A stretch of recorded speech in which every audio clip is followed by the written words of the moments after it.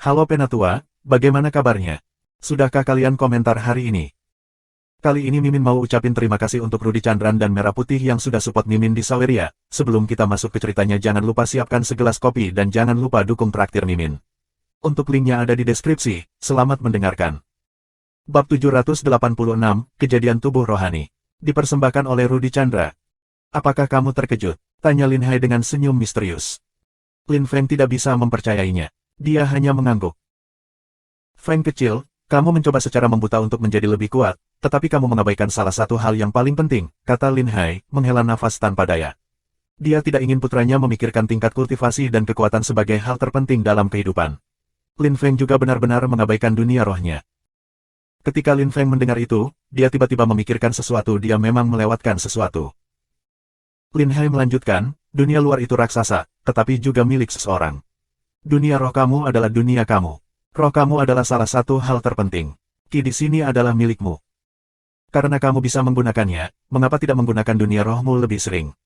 Ada aturan dan keterampilan di sini juga. Mengapa kamu tidak mempelajarinya? Anakku, lihat pohon ini. Apakah ada pohon tebal dan kuat di dunia luar? Apakah ada pohon yang kuat dan kuat? Tidak, pohon di dunia luar tidak bisa sekuat itu. Apakah kamu tahu mengapa? Tanya Lin Hai dengan tegas. Lin Feng tetap diam. Dia tiba-tiba merasa lega seolah ada solusi. Jika dia bekerja keras, dia akan berhasil keluar dari lubang ini. Dunia rohmu memberi pohon itu kekuatan tertentu. Kekuatan itu bukan tubuh yang istimewa, itu adalah semangat kamu. Roh buku langitmu adalah rohmu. Anakku, aku pikir aku akan menjadi orang yang lemah seumur hidupku, tapi aku salah. Aku sudah hidup di dunia rohmu selama 100 tahun. 10 tahun yang lalu, aku mengerti bahwa di dunia ini, aku dapat berlatih tanpa hambatan. Aku bisa tetap setia pada diri aku sendiri di sini.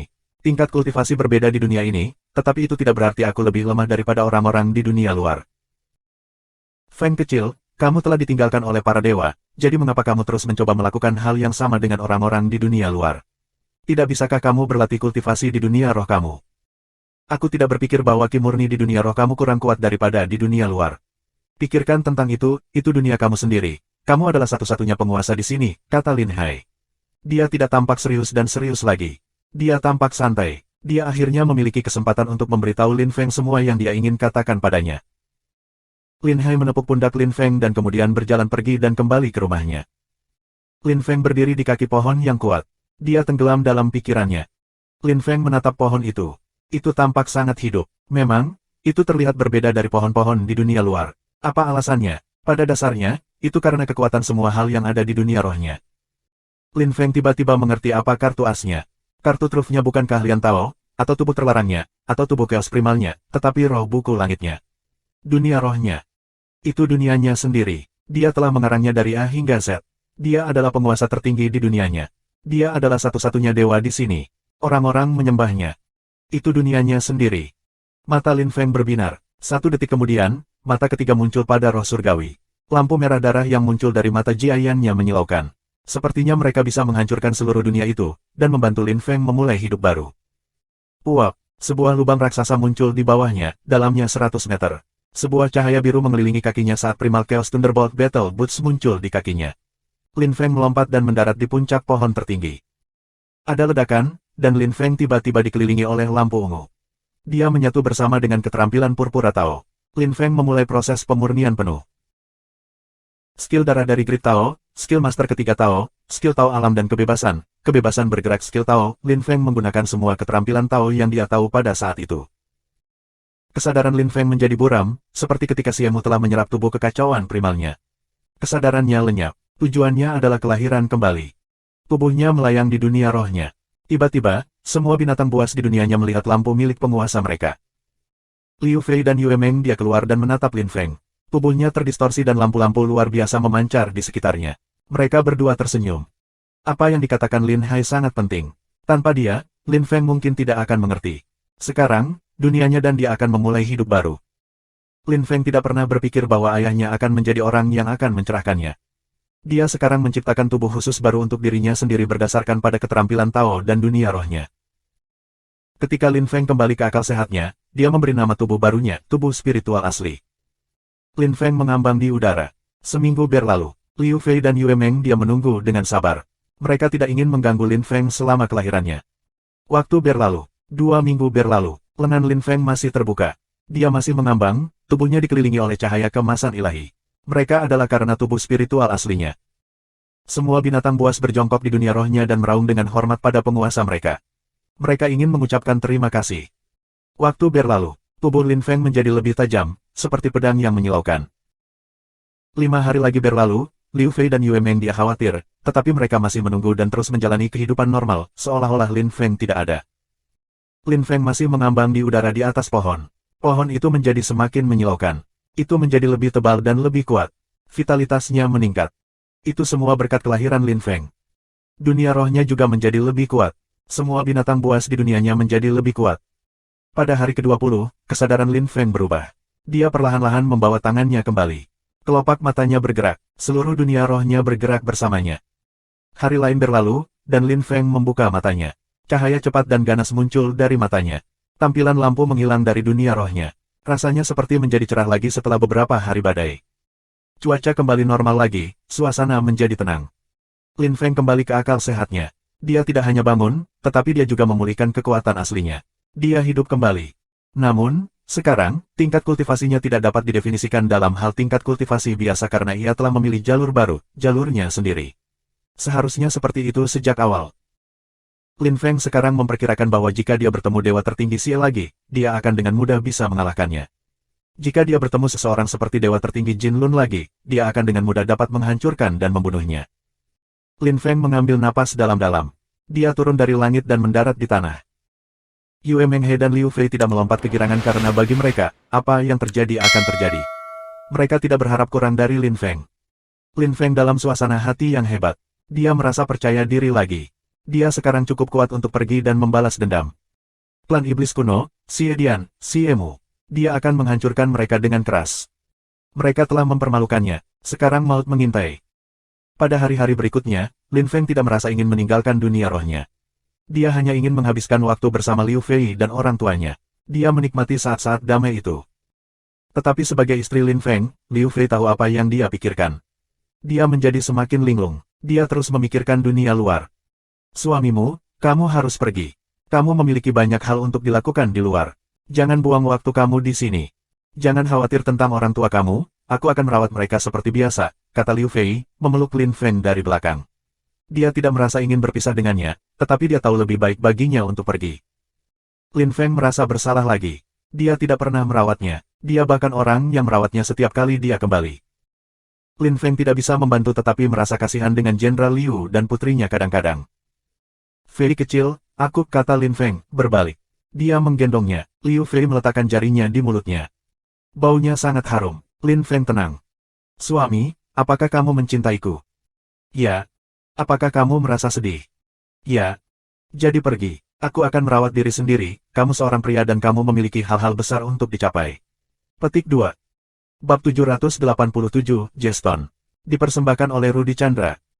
Lin Feng meninggalkan dunia rohnya dan kehangatan lingkungan keluarganya. Dia kembali ke dunia yang kejam itu. Meskipun Lin Hai telah menjadi sangat kuat dan sekuat dewa tertinggi tingkat menengah di dunia luar, dia tidak merasa ingin keluar. Dia tidak merasa ingin bersaing dengan orang lain.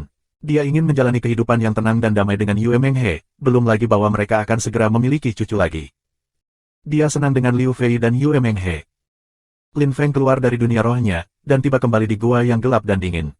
Dia masih ingat betapa putus asanya dia ketika dia tiba di sana. Lin Feng meninggalkan gua dan muncul kembali di lembah yang tidak dikenal itu. Suasana tenang dan sunyi, tidak ada binatang yang meraung. Tampaknya ditinggalkan, seolah-olah tidak ada yang hidup di sana. Lin Feng terbang dan meninggalkan lembah. Ada gurun besar di dekat sana. Angin menciptakan angin puyuh pasir. Lin Feng menikmati pemandangannya. Dia melayang di udara seperti hantu. Dia sama sekali tidak merasa berat, seolah-olah tubuhnya tidak ada. Setengah jam kemudian, Lin Feng tiba di tempat terpencil dengan orang-orang di sana. Itu adalah desa kecil. Itu mengingatkannya ketika dia tiba di Sun Country. Lin Feng tidak berhenti di situ. Dia menyeberangi desa dan setengah jam kemudian, dia tiba di atas kota yang indah. Bangunannya berlapis emas, dan ada gunung raksasa di sana juga. Lin Feng mendarat di tanah dan bertanya kepada seseorang apa tempat ini. Itu adalah perbatasan kota Jinlun. Itu di bawah yurisdiksi siapapun. Sun City tidak peduli tentang itu, dan Langxie City juga tidak. Kanceng, itu adalah kota seluas 800 li. Itu sangat kecil sehingga kota Jinlun tidak menginginkannya. Bagaimanapun, itu lebih baik, karena orang-orang dari sana membenci kota Jinlun dan menikmati kemerdekaan mereka. Kan Cheng memiliki seorang pemimpin. Dia adalah dewa tertinggi tingkat tinggi. Orang-orang mengagumi dan menyembahnya di Kan Cheng. Lin Feng tidak buru-buru pergi. Dia mencari penginapan dan membayar, lalu pergi ke kota. Tidak ada yang menghentikannya. Dia tiba di depan istana dan pergi ke aula utama. Murid Kan Cheng memberitahu pemimpin itu bahwa seseorang telah melakukan pelanggaran di wilayah mereka. Dengan sangat cepat, pemimpin Kan Cheng muncul. Ketika Lin Feng melihat pemimpinnya, dia tercengang.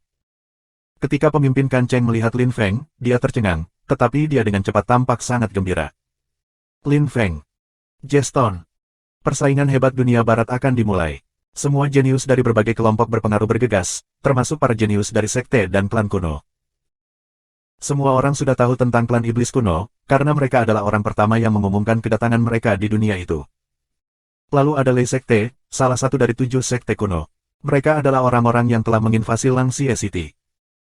Ola Yuan juga mengumumkan kedatangan mereka di dunia itu. Mereka adalah sekutu Z Country.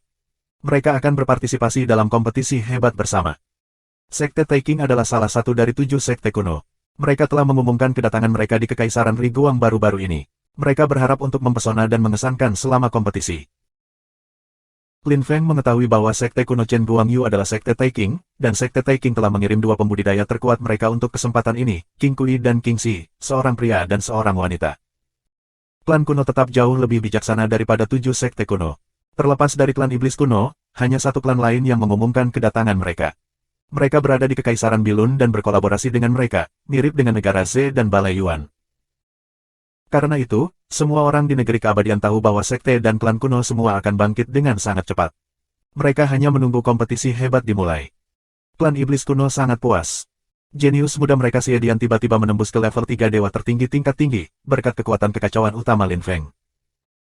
Tapi semua orang sudah lupa bahwa Lin Feng adalah orang yang awalnya memiliki tubuh kekacauan primal. Mereka memilih untuk melupakannya karena mereka tidak ingin membuat Xiedian kesal. Tidak ada yang akan membicarakannya dengan orang lain. Persaingan hebat dunia barat akan dimulai dalam waktu kurang dari seminggu. Terlepas dari Z Country, Langxie City, Jinlun City, dan Lunbi Empire, tahun ini akan sedikit berbeda karena semua kelompok berpengaruh dari Kekaisaran Falan juga akan berpartisipasi. Mungkin persaingan hebat dunia barat bukan nama yang cocok lagi, karena itu bukan hanya tentang barat lagi. Itu lebih tentang para jenius dari sekte dan klan kuno sekarang. Semua orang di negeri keabadian sudah lupa tentang Lin Feng. Kebanyakan orang sudah bepergian menuju Lunbi Empire untuk kompetisi. Lin Feng hanya memiliki satu hal dalam pikiran, membunuh Xiedian. Kamu menyerap tubuh kekacauan primal aku. Bagus, kalau begitu aku akan membunuhmu, pikir Lin Feng. Dia ingin menunjukkan kepada klan iblis kuno bahwa meskipun Xiedian telah menyerap tubuh chaos primalnya, dia masih tidak bisa bersaing dengannya. Selain itu, tubuh kekacauan primal awalnya adalah Lin Feng, dia adalah orang yang telah memperbaikinya dan bekerja keras untuk memperbaikinya, jadi Xiedian tidak mungkin memahaminya sebaik dia. Jeston mengikuti Lin Feng. Mereka bertemu lagi, itu takdir. Setelah tiba di negara dewa, Jeston telah mendarat di Kan Cheng dan membantu pemimpin Kan Cheng sebelumnya. Setelah itu, pemimpin itu meminta Jeston untuk menjadi penggantinya sebagai pemimpin kota. Meskipun Kan Cheng tidak besar, ia memiliki banyak sumber daya. Jeston telah menjalani kehidupan yang damai di sana, tetapi dia tidak melupakan tujuan utamanya, menjadi salah satu pembudidaya terkuat di dunia. Bagaimanapun, dia mengendalikan cahaya Dao. Lin Feng bisa melihat bahwa Jeston sekarang bahkan lebih berbahaya daripada di masa lalu. Meskipun dia hanya memiliki kekuatan lapisan dewa tertinggi tingkat 2 tingkat tinggi, jika dia bertarung dengan kekuatan penuhnya, Lin Feng tidak akan dapat dengan mudah bersaing dengannya. Lin Feng membuat topeng besi dan memakainya. Itu adalah topeng iblis. Dia tidak ingin menggunakan wajah aslinya selama kompetisi hebat. Dia ingin membuat klan iblis kuno menderita dan mengingatnya selamanya. Dia ingin mereka bertanya-tanya siapa dia. Topeng adalah cara terbaik untuk melakukan itu. Mengapa topeng iblis? Karena dia telah memilih topeng iblis di Tian Yuan dan menikmatinya. Jeston tidak membutuhkan topeng. Tidak ada yang mengenalnya. Alasan dia pergi untuk berpartisipasi dalam kompetisi kali ini adalah karena dia ingin menunjukkan kepada dunia siapa dia. Dia telah menunggu hari ini untuk sementara waktu. Jarak dari kota Jinlun ke kerajaan Lunbi tidak signifikan, melintasi jutaan li. Butuh Lin Feng dan Jeston 5 hari untuk tiba. 2 hari tersisa sebelum dimulainya kompetisi. Suasana di Kekaisaran Lunbi sangat menindas. Banyak orang sudah datang. Ada banyak jenius yang menakutkan. Semua pembudidaya yang kuat dari Kekaisaran Bilun, termasuk pemimpin Kekaisaran Bibi, tetap waspada. Jenius Yuan Hall, Yuan Feng. Jenius klan Kekaisaran Iblis kuno, Xiedian. Jenius Lei Sek, Lei Ben. Jenius Tai King Sekte, King Kui dan King Si. Kekaisaran Bilun telah bergandengan tangan dengan klan Bugu. Bugu klan mengirim jenius terkuat kedua mereka. Tujuan mereka adalah untuk menyelesaikan terlebih dahulu. Terlepas dari para jenius, mereka yang memiliki peringkat pertama, kedua, dan ketiga selama kompetisi sebelumnya juga ada di sana, Pangeran Wu Hen, Pangeran Iblis dan Pangeran Hantu. Namun, kebanyakan orang tidak berpikir mereka dapat bersaing dengan para jenius dari berbagai sekte dan klan kuno yang berbeda. 2 hari tersisa sebelum dimulainya kompetisi, tetapi Kekaisaran Lunbi sudah penuh sesak dengan orang-orang. Di malam hari, jalanan ramai dengan aktivitas. Banyak orang juga saling bertarung dan membunuh. Mengapa beberapa orang bertarung sebelum kompetisi? Karena ada tempat gratis untuk orang luar, yang berarti bahwa selain membutuhkan undangan, 3 pembudidaya independen juga akan dapat berpartisipasi. Mereka hanya perlu memenangkan tempat-tempat itu dengan menumpahkan darah. 1 hari kemudian, 3 tempat diambil. 3 tempat telah diambil oleh seorang pria dengan topeng iblis, 1 lagi dengan rambut emas, dan seorang pria parubaya yang wajahnya tertutup. Kompetisi hebat akan segera dimulai. Bab 788, Lunbi Empire. Dipersembahkan oleh Rudy Chandra. Lin Feng, kami berpartisipasi sebagai pembudidaya independen. Mari kita hancurkan jenius yang bangga dari berbagai klan dan sekte kuno yang berbeda. Kata Jeston, tersenyum ceria. Dia tampak terhibur. Dia pandai menipu, seperti Disu dan Sugan. Jeston tidak perlu berpikir terlalu banyak untuk bersekongkol melawan orang-orang, dan menjadi salah satu targetnya adalah salah satu hal terburuk yang dapat terjadi pada seseorang. Lin Feng dan Jeston adalah tim, jenis terbaik. Salah satunya mengandalkan kekuatan, yang lain pada pikiran. Lin Feng ingin menghancurkan si Edian, tapi dia tahu bahwa hanya mengandalkan serangan kuat tidak akan cukup. Dia harus tetap tenang dan berkepala dingin. Satu-satunya alasan mengapa Lin Feng bertindak tidak bertanggung jawab adalah karena klan iblis kuno telah mengancam untuk membunuh Xiao Qing. Lin Feng tidak akan pernah memaafkan mereka untuk itu. Lin Feng tidak peduli menjadi juara kompetisi hebat ini, dia ingin membuat orang-orang dari klan iblis kuno menangis dan menyesal. Dia ingin membunuh si Edian. Kamu tidak membutuhkanku untuk itu, kata Lin Feng, tersenyum kagum. Jeston tahu apa yang dimaksud Lin Feng. Aku akan pergi dan melihat. Hehe, Jeston menyeringai dan meninggalkan penginapan. Dengan sangat cepat, dia menghilang di tengah malam. Lin Feng mengambil napas dalam-dalam dan duduk di tepi ambang jendela. Di luar sudah gelap dan bintang-bintang berkelap-kelip. Itu juga dingin, sangat dingin. Kekaisaran Lunbi adalah tempat yang dingin. Kota Jinlun lebih hangat dengan lusinan derajat. Kekaisaran Bilun terasa seperti gunung es. 2 hari dari sekarang, persaingan besar barat akan dimulai. Kekaisaran Falan juga akan berpartisipasi. Berpikir tentang Kekaisaran Falan, pikiran Lin Feng beralih ke Yan Ransue. Fu Surong tidak cukup berani untuk pergi dan menyelamatkannya, jadi dia telah meninggalkannya karena pangeran besar telah menangkapnya. Lin Feng membenci Fu Surong, sungguh pengecut. Dan sangat disayangkan bagi Yan Ransue. Mengapa Yan Ransue jatuh cinta dengan pengecut seperti itu? Lin Feng tidak mengerti. Mengapa dia menyerah padanya, Lin Feng? Apakah dia buta? Wanita terlalu rumit untuk dipahami. Aku ingin tahu apakah pangeran besar kerajaan Falan ada di sini, pikir Lin Feng. Malam berlalu dengan cepat. Lin Feng tidak tahu di mana Jeston berada. Dia tidak kembali sepanjang malam. Lin Feng meninggalkan penginapan. Kompetisi hebat akan dimulai pada hari berikutnya. Suasana akan sangat hidup. Pada saat itu, Lin Feng ingin melakukan sesuatu yang ingin dia lakukan sejak dia tiba di negara dewa. Dia ingin membalas Kaisar Yu. Dia perlu menemukan Lun Biba dan mengambil ingatan Kaisar Yu. Di masa lalu, itu akan sulit, tetapi sekarang itu hanya formalitas baginya. Tapi Lun Biba adalah cucu pemimpin Kekaisaran Lunbi. Jika Lin Feng membunuh Lun Biba, Lunbi Empire akan marah. Namun, siapa yang akan tahu bahwa Lin Feng telah membunuhnya? Lin Feng terbang menuju Istana Kekaisaran. Sebagai seorang kultivator independen yang telah mendapatkan tempat untuk kompetisi, memasuki Istana Kekaisaran bukan merupakan masalah. Dia tidak perlu membuktikan siapa dia.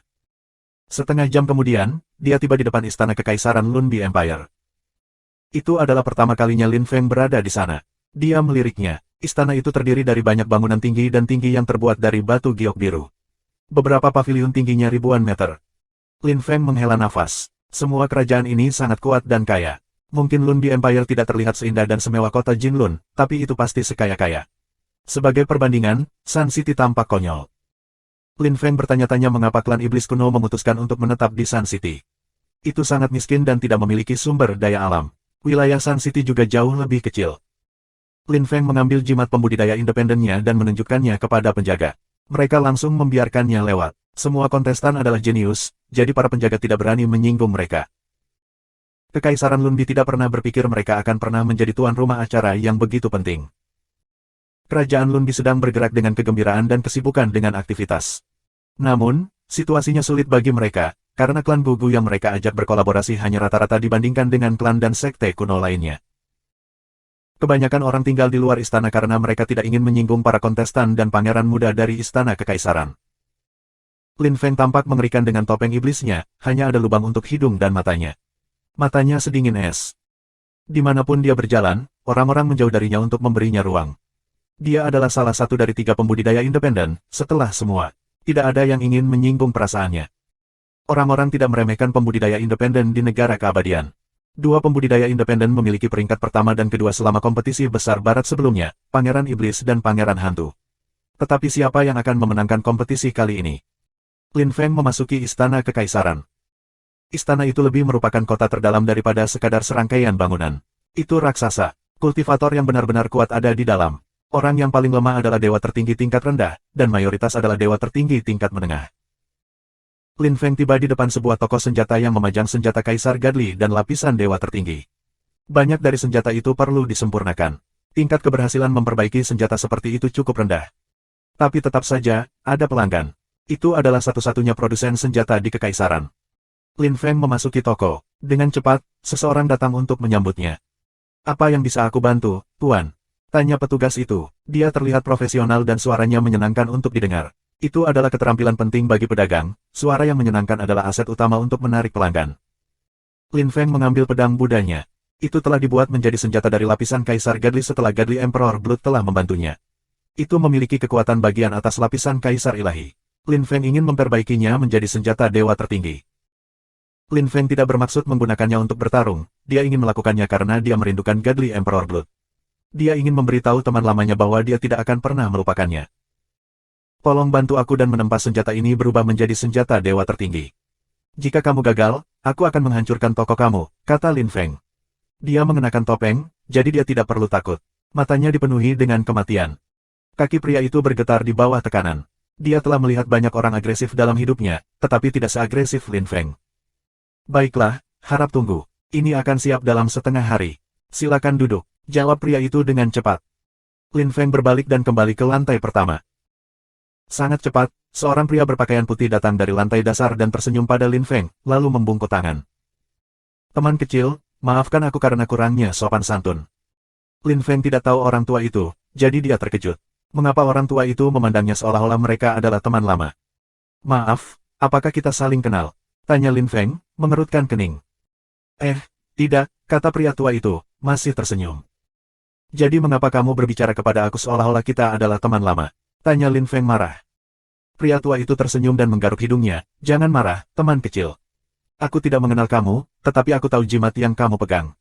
Petik 2. Jimat.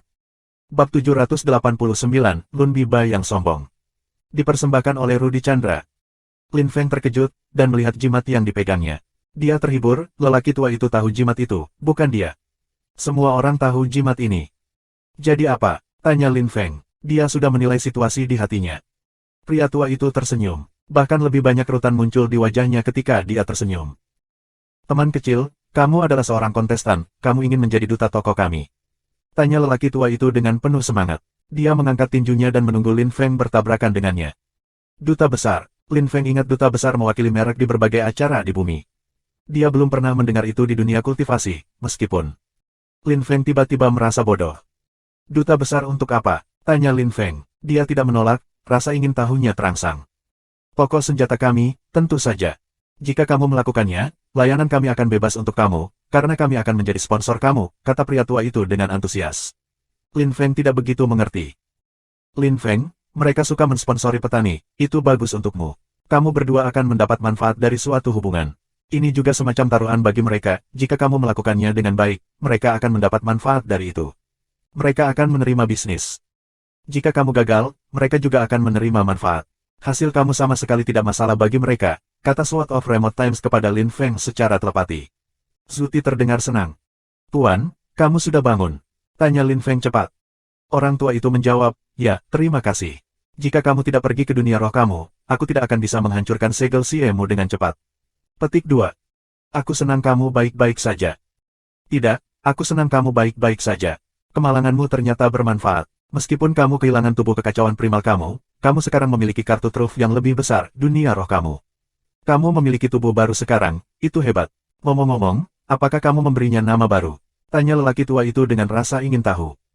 Sebuah nama. Lin Feng sudah memilih nama untuk itu, nama yang lebih baik daripada tubuh kekacauan primal. Ya, tubuh spiritual Genesis, Lin Feng tersenyum.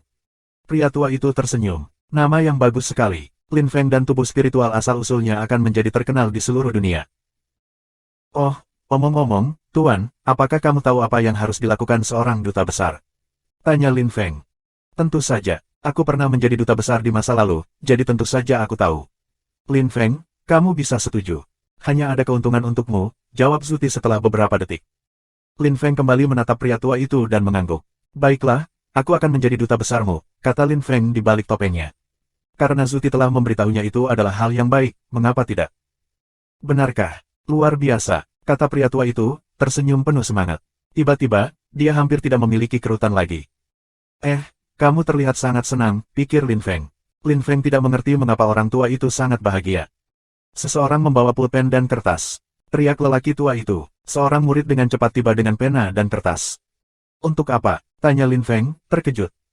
Teman kecil, tulis namamu dan tanda tangani. Ini kesepakatan kami, kata pria tua itu, tersenyum jujur. Lin Feng mengambil pena dan menulis nama di atas kertas, Su Xie. Su Xie, catatan pena tua, pada dasarnya diterjemahkan sebagai Demon Slayer. Ketika lelaki tua itu melihat nama itu, dia terpana. Namun, tulisan tangan Lin Feng sangat indah. Nama itu cukup aneh, meskipun. Teman kecil, itu namamu? Tanya pria tua itu dengan ragu. Apakah ada masalah? Tanya Lin Feng.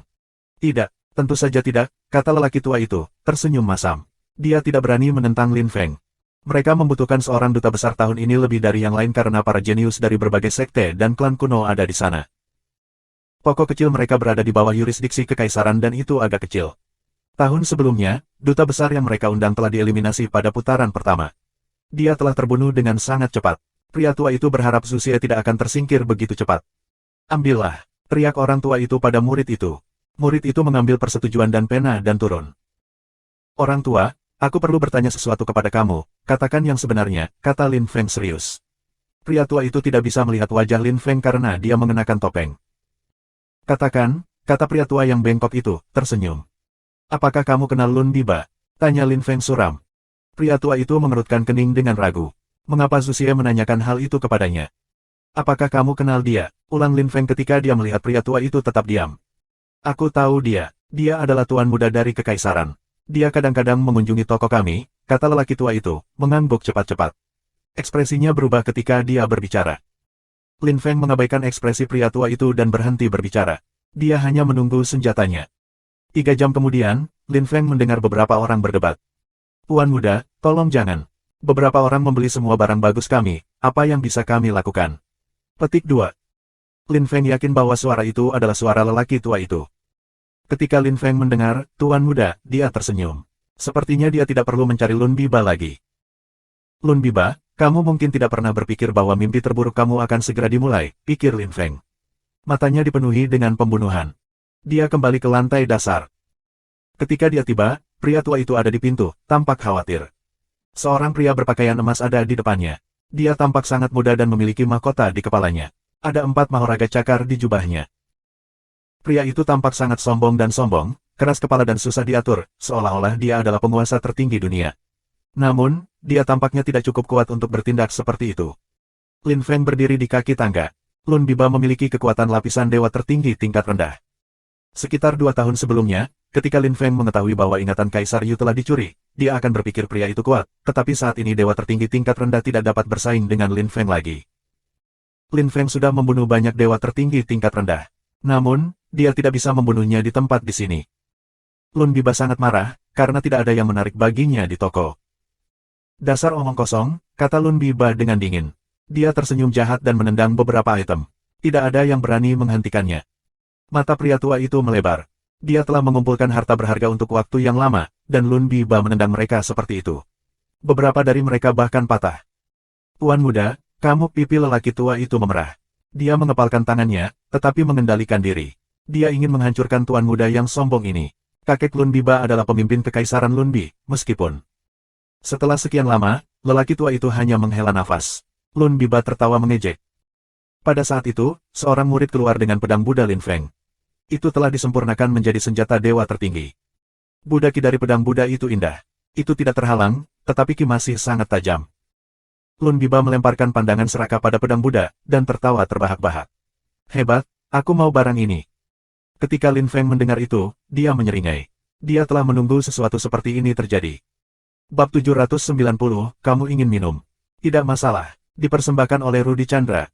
Berikan padaku, Lun Biba berteriak pada pria tua itu. Dia mengulurkan tangannya dan meraih pedang Buddha. Murid itu tidak berani menentang atau menyinggung Lun Biba, jadi dia tidak punya pilihan selain membiarkannya pergi. Lun Biba meraih pedang Buddha. Ki pedang yang tajam hampir membakar dan memotongnya, tetapi dia tidak peduli, dia sangat menyukainya sehingga dia tidak ingin melepaskannya. Itu adalah harga yang harus dibayar untuk mendapatkan barang bagus. Lin Feng tidak mengatakan apa-apa, dan mengabaikan senyum Lun Biba. Dia hanya menatapnya dengan tenang. Orang tua itu memandang Lin Feng. Lin Feng melambai untuk memberitahunya bahwa dia tidak perlu khawatir. Pria tua itu kecewa dan menghela nafas tanpa daya. Siapa yang berani menyinggung cucu pemimpin kekaisaran? Lin Feng adalah seorang pembudidaya independen, dia tidak bisa bersaing dengan pemimpin kekaisaran. Jadi, dia harus melepaskan Lun Biba. Dia membuka pintu untuk memberitahu Lun Biba bahwa dia bisa pergi. Namun, Lun Biba berkata dengan mengejek, "Penggerutu lama, ingat bahwa lain kali kamu memiliki barang bagus, kamu harus memberikannya kepada aku, jika tidak, kamu akan dipermalukan setiap saat." Petik 2. Pria tua itu menggelengkan kepalanya sambil menghela nafas. Dia tiba-tiba terlihat jauh lebih tua. Warga negara biasa dan anggota keluarga kekaisaran bukan dari dunia yang sama. Apa yang bisa dia lakukan terhadap seseorang yang dekat dengan pemimpin kekaisaran? Dia hanya manusia biasa, bahkan jika dia memiliki kekuatan lapisan dewa tertinggi tingkat menengah, dia bukan siapa-siapa bagi orang-orang itu. Dunia yang kejam, itu adalah hukum rimba. Lin Feng menyaksikan Lun Biba berjalan pergi, melihat keluar tanpa bergerak, tetapi di dalam, dia sudah sangat marah. Dia mencintai pedang Buddha, itu adalah simbol kebenaran dan kehormatan baginya. Lun Biba adalah sampah, dia tidak pantas mendapatkan barang yang begitu indah. Teman kecil, aku tahu kamu sangat marah. Tapi aku tidak punya pilihan, desa lelaki tua itu, menepuk pundak Lin Feng tanpa daya. Realitas itu menyedihkan, dia tidak bisa melakukan apapun. Meskipun Lin Feng adalah seorang kontestan, dia hanya seorang kultivator independen. Seorang kultivator independen tidak dapat bersaing dengan kerajaan, terutama karena Gugu Clan berkolaborasi dengan mereka. Lin Feng tersenyum, bahkan jika orang tua itu tidak bisa melihatnya. Apakah dia selalu memperlakukanmu seperti itu? Lin Feng bertanya pada orang tua dan murid itu. Lelaki tua itu tersenyum dan melambai, siapa yang berani melakukan apapun padanya? Ini tidak adil untukmu kali ini juga. Petik 2. Ya, Pangeran Susie, kita tidak bisa melakukan apapun terhadap orang-orang seperti itu. Kami tidak memiliki pendukung, tambah murid itu. Kita tidak punya pilihan selain menderita dalam kesunyian, kata lelaki tua itu tanpa daya. Dia sudah lama menderita. Aku pergi, kata Lin Feng acuh tak acuh. Dia berbalik dan meninggalkan toko. Orang tua dan murid itu menggelengkan kepala mereka tanpa daya. Mereka berpikir bahwa Lin Feng merasa terhina dan sedih. Dia telah membawa mereka senjata dan mengira dia akan pergi dengan senjata dewa tertinggi, dan pada akhirnya Lun Biba telah mencurinya. Betapa menyedihkan. Tapi tidak ada yang mengira bahwa kali ini Lin Feng akan mengajarkan pangeran pelajaran yang baik. Lin Feng berjalan menyusuri jalan yang lebar. Itu lusinan li lebar. Orang-orang membutuhkan lebih dari 10 menit untuk menyeberang jalan. Lin Feng bisa dengan mudah mengikuti pedang Buddha, karena itu menanggung kinya. Lin Feng mengikuti Ki dan tiba di depan sebuah restoran. Dia berhenti dan melihat nama restoran, Imperial Restaurant. Bisnis itu milik kerajaan, tetapi berbeda dari toko senjata. Itu terlihat jauh lebih mengesankan. Ada 2 bendera di bagian atas gerbang. Lin Feng memasuki restoran dan memilih tempat duduk di seberang Lun Biba, yang duduk dengan beberapa bangsawan lainnya. Dia tersenyum nakal dan bermain dengan Buddha Sword. Pedang Buddha telah dibangunkan oleh Lin Feng. Dia telah memerintahkan pedangnya untuk tidak menyakiti Lun Biba, dan menunggunya tiba. Apa yang bisa aku bantu, Tuan? Tanya pelayan yang tersenyum. Apa spesialisasi hari ini? Tanya Lin Feng. Pelayan hampir pingsan ketika dia melihat wajah iblis Lin Feng yang mengerikan. Ada banyak orang di sana, jadi dia harus tetap tenang. Dia sudah melihat beberapa orang dari klan iblis kuno sehari sebelumnya. Kami memiliki minuman khusus. Sangat manis. Petik 2. Baiklah, bawakan aku stoples. Lin Feng mengangguk, lalu duduk kembali ke Lun Biba dan teman-temannya. Ketika dia mendengar mereka berbicara, dia menyeringai. Bro, pedang ini tidak buruk, ya. Hehe, ini harta nyata, kata seorang pria dengan pakaian emas di sebelah Lun Biba. Ya, aku telah melihat segala macam harta dalam hidupku, tetapi pedang ini istimewa. Aku yakin pemilik sebelumnya adalah orang yang kuat, kata Lun Biba, mengangguk setuju. Pria itu tersenyum dengan jijik, jadi apa? Ini milikmu sekarang, bro. Petik 2. Haha, memang, kata Lun Biba, tertawa dengan tidak sopan. Dia mengangkat pedang dengan bangga. Orang-orang di sekitar mereka mengerutkan kening, tetapi tidak ada yang berani menyinggung perasaannya. Lin Feng tahu orang seperti apa Lun Biba, seseorang yang berpikir dia bisa melakukan apa saja yang dia inginkan, seseorang yang keras kepala dan sulit diatur dan yang tidak pernah memikirkan konsekuensi dari tindakannya karena latar belakangnya. Tetapi orang harus mengandalkan kekuatan untuk bertindak seperti itu juga. Lin Feng telah mengajar banyak orang menyukainya pelajaran yang baik. Selain itu, Lun Biba hanyalah dewa tertinggi tingkat rendah. Sungguh konyol. Jika dia tidak berasal dari Lun Bi Empire, dia akan mati lama sebelumnya dengan temperamen seperti itu. Ini minuman kamu, Tuan, kata pelayan itu, meletakkan toples di meja Lin Feng. Lin Feng mengangguk, tetapi pada saat itu, seseorang berteriak dengan marah. Kamu, beri aku kendi itu. Teriak Lun Biba pada pelayan, sambil menunjuk ke toples Lin Feng. Pelayan itu ketakutan. Setiap kali Lun Biba datang ke restoran, dia seperti ini. Itu bukan pertama kalinya. Tuan muda, ini, kata pelayan itu. Dia ingin mengatakan itu kliennya sekarang, tapi Lun Biba memotongnya. Apa? Kamu berani menentangku? Lun Biba memandangnya dengan dingin. Wanita itu memucat. Tamu yang terhormat, bolehkah aku?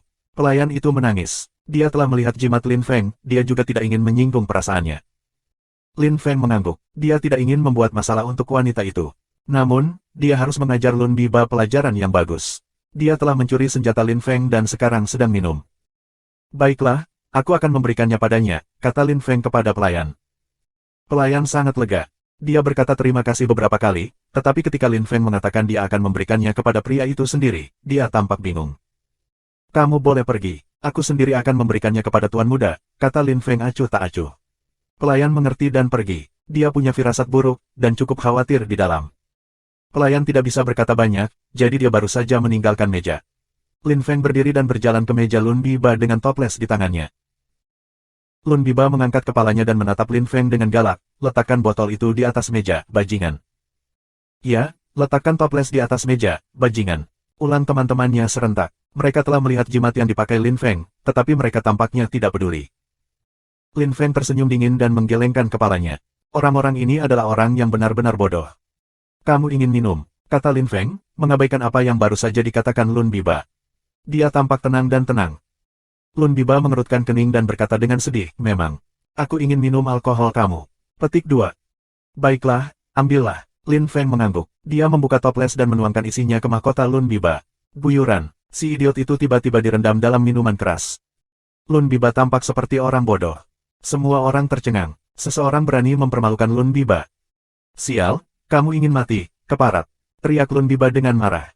Dia bersiap untuk menyerang, tetapi dia menyadari bahwa dia tidak bisa bergerak lagi. Uratnya berkedut menyakitkan.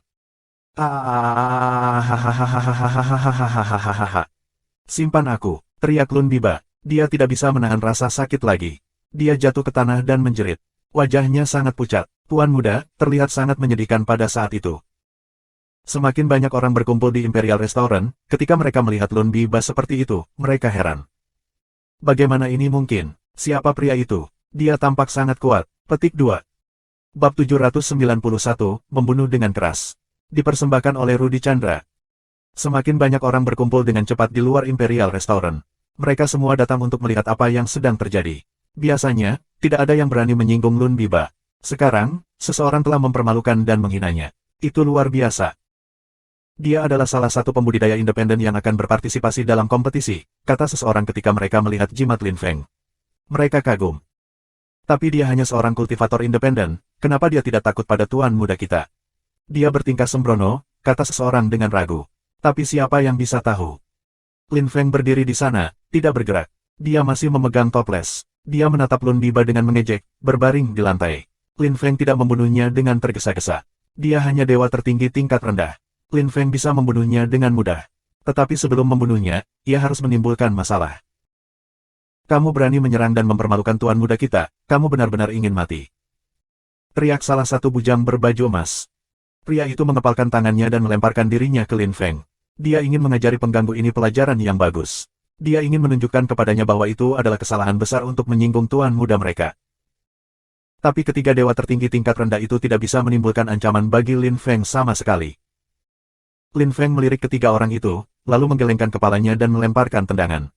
Ketiga orang itu dihancurkan. Tendangan Lin Feng tampak biasa dan sederhana, tetapi berisi kekuatan yang menakutkan. Tiga orang itu terbang keluar dari jendela, langkan meledak, dan mereka semua jatuh ke tanah di luar. Lin Feng mengambil kakinya kembali. Semua orang menyaksikan dengan kagum ketika dia duduk di kursi dan mengangkat Lun Biba. "Puan muda, Lun Biba," kata Lin Feng, tersenyum mencemooh. Lun Biba panik. Dia mengerti bahwa Lin Feng bukan manusia biasa. Orang-orang yang setidaknya sekuat dia jarang. Tetua di sebagian besar kerajaan tidak bisa bersaing dengannya. Lun Biba gemetar dari ujung kepala sampai ujung kaki. Pada akhirnya, dia mengangguk dan menjawab dengan suara bergetar, "Aku. Memang, aku tuan muda." "Oh begitu, seperti yang diharapkan, itu kamu. Aku datang untuk menyelesaikan akun dengan kamu," kata Lin Feng, mengangguk dengan sabar. Matanya dipenuhi dengan pembunuhan, tetapi Lun Biba tidak memperhatikan itu. Selesaikan akun. Apa maksudmu?" tanya Lun Biba. Dia tidak mengerti bagaimana dia telah menyinggung pemuda ini dengan topeng iblis. Dia tidak akan pernah menyinggung kultivator yang mengerikan seperti itu. "Hei, apakah kamu tidak ingat?" protes Lin Feng tajam. Lun Biba menunduk, tidak berani melihat Lin Feng. "Tidak, aku tidak ingat," kata Lun Biba, menggelengkan kepalanya dan gemetar ketakutan. "Baiklah, aku akan mengingatkanmu kalau begitu," Lin Feng mengangguk. Dia tersenyum dan meraih pedang budanya. Jantung Lun Biba berdetak kencang saat dia tiba-tiba mengerti. Dia memucat, "Pedang itu adalah milikmu." Lun Biba panik lagi. "Hehe, kamu tidak bodoh, anak muda. Itu memang pedangku. Kamu mengambilnya dari aku tanpa meminta izin. Apakah tidak ada sesuatu yang ingin kamu sampaikan kepada aku?" tanya Lin Feng dengan kejam. Matanya dipenuhi dengan pembunuhan. Meskipun Lun Biba tidak menatap mata Lin Feng, dia bisa merasakan beberapa energi mematikan membangun. Dia ketakutan. Mungkinkah Lin Feng ingin membunuhnya hanya karena pedang? Itu tidak sepadan, tentu saja, tetapi Lin Feng ingin membunuh Lun Biba karena Kaisar Yu. Itu adalah tujuan nyata Lin Feng. "Tuan, karena itu pedangmu, tolong ambil kembali," kata Lun Biba, tersenyum sedih. Dia tidak bisa bersaing dengan Lin Feng dan tidak bisa orang-orang yang bersamanya, jadi dia harus tunduk. Itu layak jika Lin Feng memaafkannya. Lin Feng meliriknya dengan sinis. "Tentu saja aku akan mengambil pedangku kembali. Ini milikku. Tapi apakah kamu pikir kamu berutang hanya satu hal kepada aku?" kata Lin Feng, masih memegang pedangnya. Dia tidak berniat untuk melepaskan Lun Biba sama sekali. Sebaliknya, dia menjadi semakin marah ketika dia mengingat seluruh cerita. Kaisar Yu bahkan tidak ingat dia dan teman-temannya. Matanya tampak kosong. Itu membuat Lin Feng sangat sedih. Itu semua kesalahan Lun Biba. Lin Feng tidak berniat melepaskannya sama sekali. Ketika Lun Biba mendengar itu, dia bingung. Apalagi yang telah dia lakukan pada Lin Feng? Bagaimana itu mungkin? Apa yang telah diambil darinya selain dari pedang? Puan, apakah kamu tidak salah mengira aku adalah orang lain?" Lun Biba tergagap, gemetaran dari ujung kepala sampai ujung kaki. "Apakah kamu mengatakan bahwa aku memperlakukan kamu dengan tidak adil?" tanya Lin Feng dengan dingin. Lun Biba menggelengkan kepalanya dengan cepat dan berkata, tidak sama sekali, Tuan." "Baiklah, aku akan memberimu petunjuk. 2 tahun yang lalu, bukankah kamu mencuri ingatan orang tua itu?" kata Lin Feng. Dia sangat marah di dalam. Dia ingin menamparkan Lun Biba dan menghancurkan tulang-tulangnya, tetapi dia mengendalikan diri karena dia ingin memahami apa yang telah terjadi. Ketika Lin Feng mengatakan itu, ekspresi Lun Biba jatuh sepanjang jalan. Dia memang mencuri ingatan pria untuk bersenang-senang, dan kemudian memasukkannya ke dalam cincinnya. Dia tidak pernah berpikir dia akan mendapat masalah hanya karena mencuri ingatan beberapa orang tua acak. "Apa, tidak bisakah kamu ingat?" teriak Lin Feng dengan dingin. Lun Biba gemetar dari ujung kepala sampai ujung kaki, dan jantungnya berdebar kencang. Dia mengerti apa yang sedang terjadi. Dia dalam masalah karena dia telah mencuri ingatan beberapa orang tua. Aku, Lun Biba tidak tahu harus berkata apa. Lin Feng tampak lebih menakutkan daripada binatang iblis. Lun Biba sedang berbaring di tanah, dan dia tidak berani mencoba berdiri lagi. Dia hampir pipis juga. "Bicara," teriak Lin Feng dengan marah. Suaranya bergema, dan semua orang di restoran itu menggigil ketakutan. Aku lupa," seru Lun Biba. Dia benar-benar lupa tentang ingatan orang tua itu. Lin Feng mengambil napas dalam-dalam, dan mengepalkan tangannya. Dia tidak bisa tetap sabar lagi. "Kamu lupa, alasan yang bagus. Hehe. Pokoknya, melupakan itu bukan alasan. Kamu pikir itu lucu mencuri ingatan seseorang. Bagaimana dengan saudara-saudaranya, temannya, ARGH, petik 2. Lin Feng menjadi gila, suaranya menyebar kemana-mana di kota. Kultivator yang kuat dari kekaisaran mendengar suara itu dan bergegas. Tapi Lin Feng tidak peduli lagi. Dia siap membunuh. Baik, kamu lupa, dia lupa, tapi aku tidak. Lun Biba, ingat ini, karena itu akan menjadi kenangan terakhirmu. Kamu suka memeriksa ingatan orang lain, ya? Bagus, sangat bagus. Hari ini, aku akan menunjukkan kenangan aku. Teriak Lin Feng dengan marah. Dia meraih kerah baju Lun Biba dan kemudian dia menggunakan mata tahu keterampilan jiayannya. Lun Biba gemetar dari ujung kepala sampai ujung kaki, dia berjuang untuk membebaskan diri tetapi sia-sia. Pada akhirnya, dia menyerah dan matanya kosong. Gambar mengerikan muncul di otaknya. Dia bisa melihat Lin Feng ketika dia masih kecil. Dia melihat Lin Feng membunuh miliaran orang dengan cara yang berbeda namun mengerikan. Pada akhirnya, dia mengencingi celananya ketakutan. Tuan muda kekaisaran Lun Bi telah mengotori dirinya sendiri. Setelah itu, Lin Feng berhenti menggunakan mata tahu keterampilan jiayan. Lun Biba kembali sadar, tetapi dia tahu dia akan mati. Tidak, jangan bunuh aku. Seseorang selamatkan aku. Hahaha. Teriak Lun Biba sekeras yang dia bisa. Namun, dia bahkan tidak selesai berbicara ketika suara retak tulang menyebar di udara, dan darah memancar keluar. Mulut Lun Biba masih terbuka, tetapi dia tidak bisa bicara lagi. Matanya terbuka lebar, namun kosong. Dia sudah mati. Lin Feng mendengus dingin. Dia meletakkan kakinya di kepala Lun Biba dan kemudian menghancurkannya. Campuran cairan putih kental dan darah tumpah ke tanah di sekitar kepala Lun Biba yang hancur. Seluruh orang banyak tercengang, dan tidak bisa mempercayainya. Beberapa orang mundur dengan cepat. Banyak orang lain juga langsung meninggalkan daerah itu. Pindahkan, teriak seseorang pada saat itu. Selusin pria berpakaian hitam muncul di restoran. Mereka semua membawa tombak. Puan muda, kamu. Para penjaga kekaisaran tercengang ketika mereka melihat mayat Lun Biba. Dia telah mati dalam kondisi mengerikan seperti itu. Seseorang datang dan tangkap penjahat ini. Dia tidak bisa dimaafkan atas kejahatannya. Petik 2. Bab 792, Persaingan Hebat dari Kekaisaran, Klan dan Sekte. Dipersembahkan oleh Rudy Chandra. Pemimpin kelompok memelototi Lin Feng dengan ganas. Dia akan menyerang. Kencing, teriak Lin Feng. Semua orang tercengang. Lin Feng terlalu agresif. Dia berani mengatakan pada penjaga untuk mengencingi. Tangkap dia, teriak pemimpin kelompok itu dengan marah. Karena penjahat itu telah membunuh tuan muda mereka, ia harus dihukum. Kamu ingin membunuhku, kamu akan mati dulu, kata Lin Feng dingin, melirik pria itu. Lalu dia menghilang. Ketika dia muncul kembali, dia sudah menendang pria itu, yang langsung mati. Suasana menjadi eksplosif. Banyak orang begitu ketakutan sehingga mereka jatuh puntung. Pria ini benar-benar jahat. Namaku Zhu Xie, aku akan berpartisipasi dalam kompetisi. Kamu bisa datang menemukan aku di sana kapan saja. Teriak Lin Feng pada penjaga yang tersisa. Kemudian dia berjongkok dan melepas cincin Lun Biba. Dia perlahan berjalan pergi dan meninggalkan kota kekaisaran, menghilang dari pandangan semua orang. Tidak ada yang berani mengejarnya. 10 menit kemudian, 3 lelaki tua muncul di restoran imperial, yang akhirnya tenang. Tidak peduli siapa dia, kita harus menyelidiki. Kata pemimpin orang tua itu dengan muram. Tuan muda mereka telah terbunuh. Master ketiga sangat marah, bisik seorang kultivator kuat yang bersembunyi di sudut ruangan. Situasinya tidak menyenangkan. Seorang anggota keluarga kekaisaran telah terbunuh di kota kekaisaran dan penjahat telah pergi. Bagaimana itu mungkin? Benar-benar penghinaan bagi kekaisaran. Seperti apa bentuk penjahatnya? Menuntut tuan ketiga kepada pemilik restoran imperial. Pemiliknya takut, dan segera memberitahu pria itu segalanya. Orang tua itu mengatakan bahwa Lin Feng mengenakan topeng iblis dan jubah hitam, bahwa ia memiliki sabuk biru, dan bahwa ia sangat agresif. Ketika tuan ketiga mendengar itu, dia tampak sangat sedih. Penjahat tidak takut akan pembalasan dari kerajaan Lun Bi. Selain itu, dia adalah seorang kultivator independen, siapa dia sebenarnya? Master ketiga secara alami tidak memikirkan Lin Feng, karena klan iblis kuno telah memberitahu semua orang bahwa mereka telah membunuh Lin Feng, mereka hanya belum memberitahu siapapun bagaimana mereka melakukannya. Tidak ada yang melihat Lin Feng baru-baru ini dan dia tidak ada dalam daftar peserta. Tuan ketiga bahkan mengira bahwa pemuda itu telah meninggal karena dia berbakat. Lin Feng bahkan telah melampaui muridnya. Dia sudah berlatih begitu lama untuk membalas dendam. Tapi Lin Feng sudah mati, jadi muridnya harus menemukan tujuan lain. Lagi pula dia sudah banyak berlatih untuk membalas dendam. Pria dengan topeng iblis telah membunuh Lun Biba, itu bukan hal yang baik, tetapi yang mengejutkan, orang-orang di kekaisaran Lun Bi senang membicarakannya. Di toko senjata, lelaki tua dan muridnya tercengang.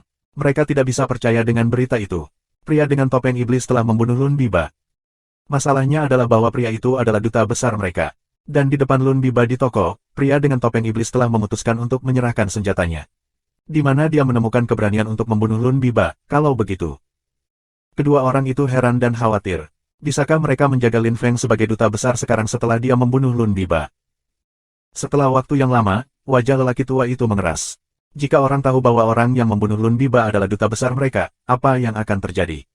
Tidakkah akan ada lebih banyak orang yang ingin merekrutnya sebagai duta besar? Bukankah mereka akan mendapat lebih banyak uang?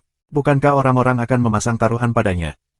Berpikir tentang itu, lelaki tua itu tidak bisa menahan kegembiraan. Lin Feng tidak bisa membayangkan bahwa membunuh salah satu musuhnya akan memungkinkan orang tua itu menggunakannya untuk menghasilkan lebih banyak uang. Lin Feng sudah kembali di penginapan. Jeston belum kembali. Lin Feng tidak tahu apa yang dia lakukan, tetapi dia memiliki keyakinan pada Jeston. Selama Jeston tidak menabrak seorang pembudidaya tertinggi, ia akan aman. Selain itu, tidak ada yang bisa bersekongkol melawan Jeston, dia terlalu pintar. Lin Feng mengeluarkan cincin Lun Biba dan memeriksanya dengan kesadaran salehnya. Ada begitu banyak ingatan orang yang berbeda di dalamnya sehingga Lin Feng harus mencari sesuatu yang spesifik. Oleh karena itu, ia mencari kenangan yang persis sama dengan Kaisar Yu dan dia. Pada akhirnya, Lin Feng menemukan kenangan Kaisar Yu. Dia sangat bahagia. Dia ingin menyelesaikan masalah ini selama 2 tahun, dan sekarang dia akhirnya menyelesaikannya. Sekarang, dia hanya perlu menunggu sampai waktu berikutnya dia melihat Kaisar Yu dan dia akan membantunya mengambil ingatannya. Lin Feng meletakkan cincin di dunia rohnya di atas pohon kuno. Di sana aman. Lin Feng juga mengambil keuntungan dari perjalanan kecil untuk pergi dan melihat Liu Fei. Dia telah memutuskan bahwa dia akan mencoba untuk pergi dan melihat istri dan orang tuanya sesering mungkin mulai sekarang. Dia tidak ingin dia merasa kesepian di sana. Mereka juga mengalami malam yang agak panas. Keesokan harinya, Lin Feng keluar dari dunia rohnya dan muncul kembali di kamarnya di penginapan. Jeston masih belum kembali. Lin Feng tidak mungkin menunggunya. Kompetisi hebat akan dimulai. Nama persaingan besar barat telah diubah, sekarang disebut persaingan besar kerajaan, klan, dan sekte. Kekaisaran Bilun telah mengumumkan perubahan pada hari sebelumnya. Persaingan akan sengit, tapi Lin Feng tidak peduli. Yang dia pikirkan adalah membunuh si Edian. Dia bahkan tidak peduli tentang finishing di tempat teratas. Di masa lalu, menjadi juara turnamen penting baginya, tetapi tidak lagi. Dia tidak membutuhkan mereka untuk mempesona lagi. Lin Feng sedang menuju di sepanjang jalan utama. Ada begitu banyak orang di jalan sehingga sulit untuk berjalan tanpa menabrak orang lain. Selain itu, tidak ada banyak orang di tanah, tetapi ada lautan orang di langit. Ada miliaran orang di kota kekaisaran, yang hanya berjarak 50 li. Banyak orang terjebak di luar kota kekaisaran karena persaingan hebat akan segera dimulai. Semua kelompok berpengaruh sudah ada di sana. Kota kekaisaran telah membangun panggung raksasa yang berdiri setinggi 100 meter dan sekitar 300 meter di atas sana di udara. Itu terbuat dari batu ungu yang sangat tahan yang bahkan lebih tahan lama daripada Bluestone. 3 dewa tertinggi tingkat tinggi juga telah bergandengan tangan untuk mengisolasi panggung dan menciptakan dunia tertutup di sekitar panggung. Tidak peduli seberapa sengit pertempuran itu, para pengamat akan aman, sehingga mereka tidak perlu khawatir. Sun City tidak mengirim siapapun untuk berpartisipasi dalam kompetisi, karena mereka telah diserang dan ditaklukkan oleh klan iblis kuno. Langxie City juga tidak mengirim siapapun, karena mereka ditempati oleh Lei Sek. Terlepas dari mereka, semua kelompok berpengaruh di negeri keabadian telah mengirim para kultivator ke kompetisi. Seruan teriakan untuk pertempuran bangkit, terdengar seperti ratapan para hantu. Ketika orang banyak mendengar itu, semua orang berhenti berbicara dan menunggu dimulainya kompetisi hebat. Angin kuat hari ini, tetapi orang-orang tidak peduli. Langit gelap, dan itu bukan hari yang cerah. Bahkan ada pancuran sesekali, tetapi para pembudidaya tidak keberatan. Suasana berubah tegang, tenang, dan khusyuk. Belum ada yang berada di atas panggung, kecuali Master ketiga, yang bertanggung jawab atas kompetisi. Dia adalah salah satu pilar kekaisaran Lunbi, seorang dewa tertinggi tingkat tinggi yang sangat berpengalaman. Dia adalah dewa tertinggi level 3 tingkat tinggi, seperti dewa tertinggi Langxie. Master ketiga memandang kerumunan dari atas langit, lalu melirik ke langit. Sudah saatnya kompetisi dimulai. Semua orang, saatnya kompetisi dimulai. Kompetisi hebat menarik semua orang tahun ini. Semua kerajaan, sekte, dan klan akan berpartisipasi. Aku yakin bahwa beberapa orang bertanya-tanya mengapa persaingan besar barat sekarang disebut persaingan besar kerajaan, klan, dan sekte. Aku senang mengumumkan bahwa mulai sekarang, kompetisi akan menjadi lebih ganas daripada tahun-tahun sebelumnya. Seluruh benua akan berpartisipasi, termasuk sekte dan klan kuno. Era yang berkembang mulai untuk semua orang. Kamu semua akan menyaksikan peristiwa luar biasa, termasuk pertempuran sengit dan serangan indah. Juara baru akan naik. Semua orang tahu tentang pangeran hantu dari kompetisi sebelumnya, akankah dia berhasil mempertahankan posisi pertamanya tahun ini? Kita lihat saja nanti. Pemimpin kerajaan Lunbi, tolong. Memproklamirkan Tuan Ketiga dengan sungguh-sungguh dan penuh hormat. Semua orang mengambil napas dalam-dalam dan menunggu pemimpin kerajaan muncul. Lin Feng juga menunggu. Dalam sekejap mata, seorang lelaki tua berjubah emas muncul. Alis dan rambutnya putih, dan dia mengenakan mahkota kekaisaran. Orang tua itu perlahan berjalan ke atas panggung dan kemudian duduk di atas singgasana naga di atas panggung. Semua orang, lama tidak bertemu. Kemarilah, kata pria tua itu, tersenyum pada beberapa teman lama yang disembunyikan. Namun, matanya datar. Lin Feng menatap pria tua itu, heran. Pria tua itu bukan dewa tertinggi. Dia telah menembus lapisan budidaya legendaris itu, seperti pemimpin klan iblis kuno. Lin Feng tampak muram ketika melihat itu.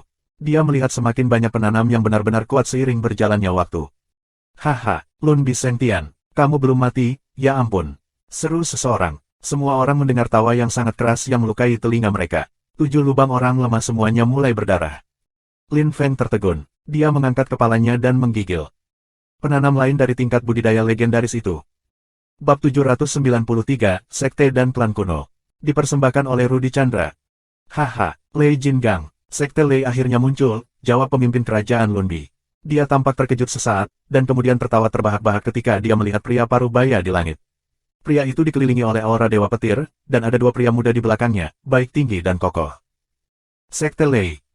Ketika Lin Feng mendengar itu, dia mengerutkan kening. Ketika dia keluar dari lembah, dia telah mendengar sesuatu yang tidak baik untuk Jiang Xuan. Lei Sekte telah menginvasi Langxie City, termasuk Gunung Xidian. Haha, Lun Bisengtian. Kamu penggerutu tua, kamu juga muncul secara pribadi, mengapa Lei Sekte perlu terus bersembunyi? Kata Lei Jingang tertawa tanpa menahan diri. Setiap kali dia berbicara dan tertawa, kerumunan merasa mereka akan dihancurkan oleh energi yang besar. Pria-pria besar di belakangnya juga mendarat di atas panggung. Mereka tampak muram dan serius. Silakan duduk, kata Lun Bisengtian, tersenyum dan membelai janggutnya, tetapi tetap waspada. Lei Jingang mengangguk dan duduk di atas tahta yang baru saja dibawa oleh seorang murid. 2 pembudidaya dari tingkat budidaya legendaris duduk bersama. Semua orang di kerumunan terkesiap dengan takjub. Gu Jinze, aku sudah di sini, jadi datanglah sekarang, pengecut kecil. Kata Lei Jingang, menatap langit dan tertawa geli. Semua orang mengangkat kepala dan melihat Gu Jinze muncul di langit. Dia adalah pemimpin klan Gugu. Orang tua itu sangat kurus. Jika tidak ada ki di sekitar tubuhnya, semua orang akan mengira dia adalah tengkorak. Dia tampak menakutkan. Lei Jingang, Sekte Lei belum dihancurkan. Benar-benar kejutan. Bencana seperti itu bagi benua ini, ucap Gu Jinze dengan sedih. Dia tampak seperti tengkorak, tetapi dia sehat dan kuat. Dia juga memiliki kekuatan lapisan budidaya legendaris itu. Penggarap yang memiliki kekuatan lapisan budidaya legendaris jarang mengekspos diri mereka sendiri, tetapi hari ini, sudah ada 3 dari mereka. Saudaraku Gu, silakan duduk, kata Lun Bisengtian, melambai ke atas tahta. Gu Jinze mengangguk dan duduk dengan tenang dan diam. Kamu sudah di sini, aku harus datang juga, kalau begitu. Xuan Taichen, kamu di sini, aku perlu muncul juga. Yuan Tian, kotak kecil, kamu belum mati. Chang Hao, klan bis kuno kamu juga ada di sini. Sangat cepat, 3 pembudidaya lagi di lapisan budidaya legendaris muncul. Mereka adalah pemimpin klan Xuan kuno, Xuan Taichen, pemimpin klan binatang kuno, Chang Hao, dan pemimpin Aula Yuan, Yuan Tian. 3 pembudidaya muncul di depan semua orang, mereka ingin menunjukkan kepada seluruh dunia klan dan sekte kuno mereka telah kembali. Mereka ingin mengambil alih kekuasaan atas benua. Silakan duduk, kata Lun Bisengtian kepada 3 orang dengan ramah. Dia tidak mengenal mereka, tetapi mereka semua sangat kuat. Mereka adalah pembudidaya kelas 1 di dunia ini. Yuan Tian, Chang Hao, dan Xuan Taichen semua duduk. Tahta mereka sedikit lebih jauh dari tahta Lun Bisengtian. Di mana pemimpin klan iblis kuno? Tanya Lei Jingang, mengerutkan kening dengan ragu. Klan iblis kuno sangat bangga dan sombong. Mereka bahkan telah mengumumkan bahwa mereka ingin memenangkan kompetisi, yang sangat sombong. Aku tidak tahu, tetapi aku mendengar bahwa mereka membunuh seorang jenius muda, apa namanya? Tanya Chang Hao dengan rasa ingin tahu. Itu masalah kecil baginya, hanya cerita acak di antara yang lainnya. Lin Feng. Lin Feng membunuh pemimpin kota San, Yan Zhen. Dia juga membunuh pemimpin kota Jinlun, dewa tertinggi Jinlun. Dia adalah pria muda yang kuat, tapi sayangnya, klan iblis kuno membunuhnya, kata Yuan Tian. Dia adalah pemimpin balai Yuan dan dekat dengan Ze Country. Jing Tian'ao juga memberitahunya tentang Lin Feng, jadi dia sedih. Tapi Aula Yuan tidak mungkin melakukan sesuatu untuk membantu seseorang yang tidak penting seperti Lin Feng. Oh, ya, benar, Lin Feng. Pria muda yang malang, kata Chang Hao, menggelengkan kepalanya. Dia juga berpikir itu sangat disayangkan bahwa Lin Feng telah meninggal. Lin Feng terkejut ketika dia mendengar itu, karena dia belum tahu klan iblis kuno telah mengumumkan kepada dunia bahwa mereka telah membunuhnya. Menarik. Lin Feng menggaruk hidungnya dan tersenyum dingin. Matanya dipenuhi dengan niat membunuh. Anggota klan iblis kuno tidak akan tertawa lagi, segera. Baiklah, kurasa kita tidak perlu menunggu klan iblis kuno. Mereka seharusnya tepat waktu. Kita bisa mulai, kata Lun Bisengtian, mengerutkan kening dan menatap para pemimpin lainnya. Baik. Baik. Tidak masalah. Para pemimpin lainnya mengangguk. Mereka tidak ingin membuang waktu menunggu klan iblis kuno. Itu tidak perlu, dan waktu sangat berharga. Baiklah, kalau begitu aku mengumumkan, mulai Lun Bisengtian, bersiap-siap untuk mengumumkan awal kompetisi. Namun, pada saat itu, seseorang tertawa muram. Itu adalah tawa iblis, dan membuat semua orang menggigil dari kepala hingga ujung kaki. Siapa itu? Teriak Lun Bisengtian dengan marah. Aku, Siemu, kata suara jahat. Sangat cepat, kurcaci setinggi 4 ci muncul. Pemimpin klan iblis kuno, kamu akhirnya di sini, kata Lun Bisengtian, tersenyum dingin. Siemu lebih pendek dari bocah 10 tahun, tetapi iblis-iblis jahatnya tajam dan membuat banyak orang menurunkan pandangan mereka. Kamu ingin memulai kompetisi tanpa anggota klan iblis kuno? Tanya Siemu, tersenyum aneh. Dia duduk tanpa diminta, dia bahkan tidak memperhatikan formalitas duduk bersama yang ditetapkan untuk menentukan jarak ke tuan rumah. Selama dia punya satu untuk diduduki, itu sudah cukup. Hei, orang tua kecil, 200.000 tahun telah berlalu dan kamu belum berubah. Seru Lei Jingang tersenyum mencemooh. Lei Jingang, tidak perlu mengejekku. Percuma saja. Jika kamu ingin mengolok-olok aku, kami dapat berjuang untuk melihat apakah kamu berhak melakukannya, jawab Siemu, balas tersenyum.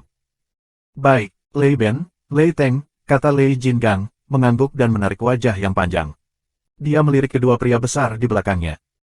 Kedua pria itu membungkuk tangan dan berjalan mendekatinya dengan tenang. Aku memperkenalkan kamu dengan Lei Teng dan Lei Ben, dua jenius muda dari Lei Sekte. Oh, omong-omong, bukankah ada seorang jenius muda bernama Siedian di klan iblis kuno? Mungkin mereka bisa bertukar pandangan tentang kultivasi. Tanya Lei Jingang dengan mengejek. Dia yakin bahwa kedua cucunya akan selesai di posisi teratas di kompetisi. Siemu mengerutkan kening dan mengangguk secara alami. Kemudian dia mengangkat bahu dan berteriak, Siedian, ayo. Seseorang ingin bertukar pandangan tentang kultivasi dengan kamu. Petik 2. Siedian adalah jenius muda terkuat dari klan iblis kuno.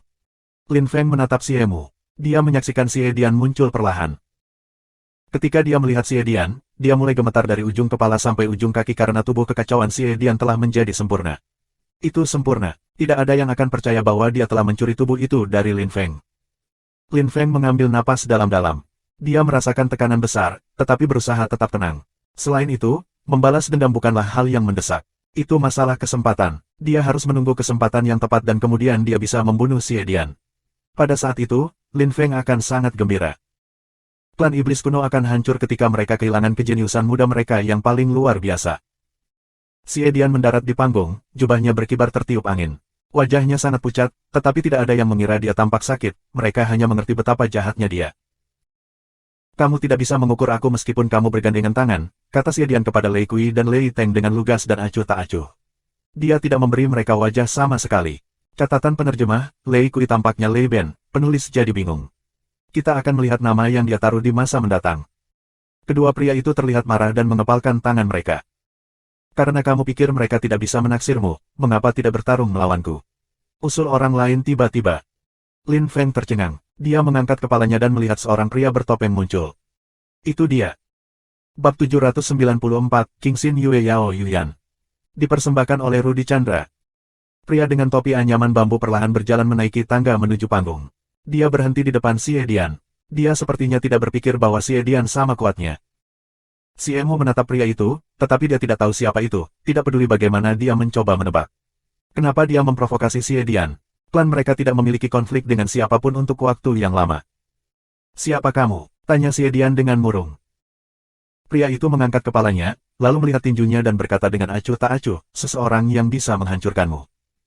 Hehe, itu meningkat dengan cepat. Kamu sekuat apa? Kata Siedian, tersenyum lebar. Dia tiba-tiba menghilang dan meninju pria misterius itu. Suasananya menindas, tapi itu meningkatkan kegembiraan orang. Mereka senang melihat pertempuran sengit. Pria misterius itu tampaknya tidak khawatir sama sekali.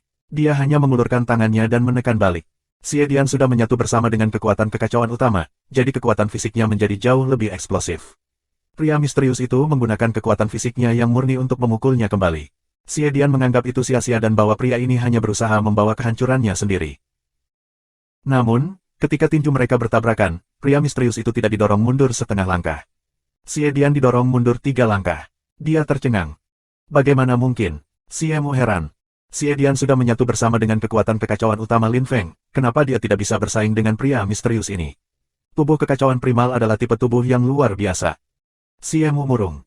Dia awalnya ingin membuat Xie Dian bertarung untuk menjadi terkenal, tetapi sekarang dia akan menjadi terkenal karena kalah melawan seorang pembudidaya misterius yang acak. Selain itu, begitu banyak pemimpin dari berbagai sekte dan klan menonton.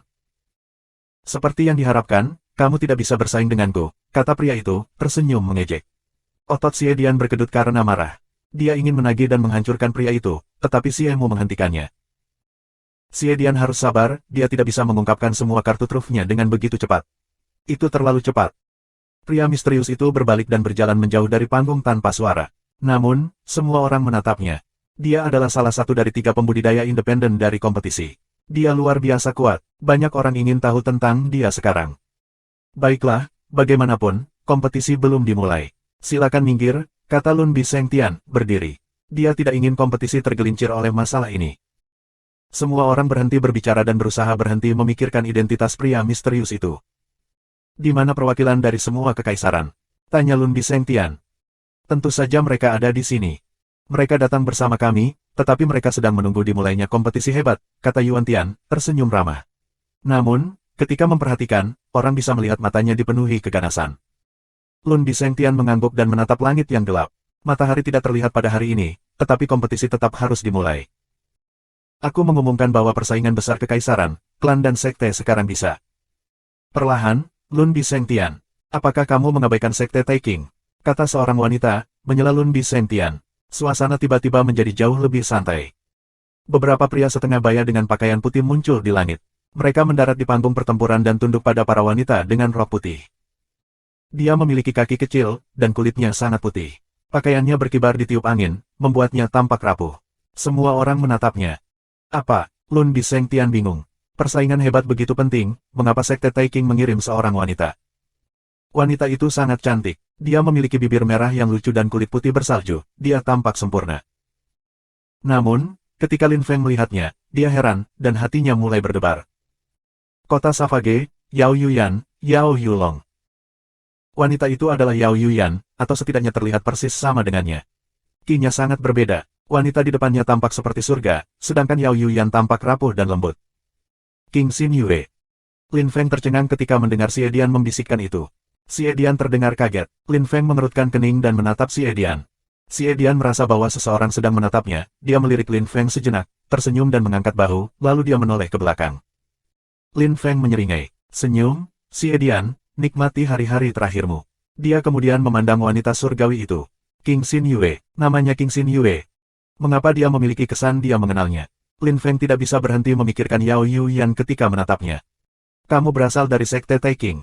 Tanya Lun Bisengtian dengan ragu. Dia terdengar kaget. Ya, aku adalah pemimpin sekte Taking, King Xin Yue. King Xin Yue mengangguk. Dia tampak bahagia, santai, dan ringan hati. Semua pria tampak terpesona ketika menatapnya, termasuk Xie Dian. Dia berharap bisa menikahi wanita seperti King Xin Yue. Apa? Kamu adalah pemimpin sekte Taking. Bagaimana itu mungkin? Bagaimana dengan King Suduan? Teriak Lei Jingang dengan marah, karena semua orang tampak kaget. Teriakannya mengguncang semua orang yang sedang melamun. Dia menatapnya dan tersenyum misterius. Guru aku tidak ada di sini, jadi dia mengirim aku untuk berpartisipasi dalam kompetisi. Haha, King Suduan ingin membantu kamu bangkit. Kata Lei Jingang, tertawa mencemooh. Semua pemimpin lainnya juga tertawa mengejek. Sekte Taking ingin seorang wanita menjadi pemimpin sekte mereka. Apakah mereka sudah gila? Hei, sayang, kamu pikir kamu bisa mengendalikan sekte Taking? Kata Chang Hao, pemimpin klan binatang kuno, mengejeknya. Apakah ada masalah? Jawab King Xin Yue, tersenyum dengan ajaib. Banyak orang tampak terpesona dan terpesona. Mereka semua memandang King Xin Yue seolah-olah dia seorang dewi. Haha. Benar-benar lelucon. Sekte Taking tidak bisa menjadi pemimpin dari 7 sekte kuno lagi, kalau begitu. Bagaimana menurut kamu, teman-teman terkasih? Usul Chang Hao, memandang Xuan Taichen, Gu Jinze, dan yang lainnya. Memang, pemimpin 7 sekte kuno mengirim seorang wanita. Dewa tertinggi tingkat menengah di atas itu. Haha, lelucon yang luar biasa, sembur Gu Jinze. Dia menjulurkan lidahnya dan menjilat bibirnya sambil memandang King Xin Yue jahat. King Xin Yue menatapnya dengan dingin. Orang-orang itu memiliki kekuatan lapisan kultivasi legendaris itu, tetapi dia yakin gurunya lebih kuat dari orang-orang ini, dan bukan hanya oleh lapisan kultivasi, jadi dia tidak menyalahkan gurunya karena tidak datang. Kamu pikir kamu berhak mengolok-olok sekte kita? Teriak pemimpin Yuan Hall dengan marah. Apa, sekte Taking ada di sini, dan kamu pikir Balai Yuan bisa menggantikan mereka? Lei Jingang mengejek. Tuan, tidak perlu berdebat. Jika kamu semua berpikir Taking sekte menjadi terlalu lemah, maka... Kata wanita itu, menggigit bibirnya dan menyeringai. Matanya berbinar. Feng, Yun, Yue, Masters, keluar dan sapa tuan ini, kata King Xin Yue dengan tenang. Dia mengangkat tangan kirinya, yang membawa gelang giok. Gelang itu membengkak menjadi sangat besar, dan 3 siluet muncul. Feng, Yun, dan Yue, 3 utusan. Ketika ketiga pria itu muncul, semua orang takjub. Mereka semua memiliki kekuatan lapisan budidaya legendaris, dan semuanya sangat kuat. Lei Jingang menelan ludah. Dia merasa konyol, dan pipinya terbakar. Sekte Taking masih sangat kuat. Bab 795, dieliminasi dari kompetisi. Dipersembahkan oleh Rudy Chandra. Baiklah, semua orang berhenti berbicara dan biarkan pemimpin Sekte Taking duduk, kata Lun Bisengtian. Dia merasa sangat malu. Ketiga orang itu memiliki kekuatan lapisan budidaya legendaris dan terkenal 200.000 tahun yang lalu. Mereka dikenal sebagai 3 utusan, Feng, Yun, dan Yue. Sangat cepat, seorang murid membawa tahta khusus untuk King Xin Yue. Satu-satunya sekte yang bisa bersaing dengan sekte Taking adalah sekte manusia kuno, tetapi sekte manusia kuno belum mengirim siapapun. Bahkan keluarga kekaisaran Falan Empire belum mengirim siapapun, jadi orang-orang tidak mengerti. Bukankah mereka bermaksud berpartisipasi dalam kompetisi? Bagaimanapun, mereka memutuskan untuk tidak memikirkannya untuk sementara waktu. Lun Bisengtian harus mengumumkan awal kompetisi, tidak ada yang mau membuang waktu. Aku mengumumkan awal dari persaingan besar kekaisaran, klan, dan sekte. Boom boom. Lun Bisengtian telah mengumumkan awal kompetisi. Beberapa murid di luar memukul gong untuk secara resmi mengumumkan kompetisi telah dimulai. Suara gong sangat keras dan jantung orang berdetak lebih kencang. Master ketiga bertanggung jawab atas sisa kompetisi, kata Lun Bisengtian dengan lembut. Master ketiga akhirnya memiliki kesempatan untuk berbicara lagi. Dia tidak berhak berbicara dengan para pembudidaya tertinggi itu. Sekarang, dia akhirnya bisa mengambil kendali. Lin Feng berdiri di tengah kerumunan. Tidak ada yang memperhatikannya, tapi Lin Feng melihat beberapa wajah yang dikenalnya, Xie Dian, Master ketiga, dan Chen Guangyu. Lin Feng tahu bahwa sekte kuno Chen Guangyu sangat kuat, tetapi dia tidak mengira bahwa sekte Taking adalah sekte kuno Chen Guangyu. Selain itu, Chen Guangyu adalah di antara sedikit pria yang datang dengan King Xin Yue. Pada saat itu, Chen Guangyu merindukan Lin Feng. Sayangnya, membawa Lin Feng hidup kembali sekarang tidak mungkin. Chen Guangyu membenci klan iblis kuno karena membunuh Lin Feng. Dia tidak akan pernah memaafkan mereka. Namun, sekte lamanya tidak bisa berbuat apa-apa. Meskipun King Xin Yue adalah pemimpin sekte, dia masih harus melaporkan semuanya kepada leluhur dan selalu harus meminta izin kepadanya. Tapi Chen Guangyu terkejut karena sekte itu mengizinkannya untuk mendekati Lin Feng. Mereka bahkan menjanjikan beberapa hal kepadanya. Sayangnya, Lin Feng terbunuh terlalu dini. Sayang sekali. Bagian pertama dari kompetisi dapat dimulai, kata Master ketiga. Semua orang mendengarnya, bahkan di luar kota. Semua 68 kontestan dapat naik ke panggung, perintah Master ketiga. Dia tidak berbicara terlalu keras ketika memanggil orang-orang kuat itu, karena dia tidak ingin menyinggung mereka. Mereka semua bangga dan jenius muda dari segala macam kelompok berpengaruh. Terlepas dari Xie Dian, Chen Guangyu, Lei Teng, Lei Kui, dan pria yang wajahnya tertutup, yang lainnya berada di kaki panggung. Mereka semua terbang menuju puncak panggung, termasuk Lin Feng. Lin Feng tidak bodoh. Dia tidak memakai topeng iblisnya, dia melepasnya dan meletakkan topi anyaman bambu, yang benar-benar menutupi wajahnya saat ini. Dia juga melepas jubah hitamnya dan mengenakan yang putih sebagai gantinya. Ke-68 jenius berdiri di atas panggung. Mereka semua berasal dari kelompok yang kuat kecuali Lin Feng, Jeston, dan pria yang wajahnya tertutup. Jeston melirik Lin Feng, tetapi tidak mengatakan apa-apa. Semua orang, kamu akan menggambar banyak, kata tuan ketiga dengan acuh tak acuh. Dia mengangkat tangan kirinya dan kartu kertas emas muncul. Itu milikku, jangan mencurinya. Teriak Xie Dian dengan dingin. Dia mengulurkan tangan kirinya dan meraih kartu. Semua yang lain juga meraih kartu emas, tetapi tidak ada yang terluka. Mengapa membunuh seseorang untuk mendapatkan kartu?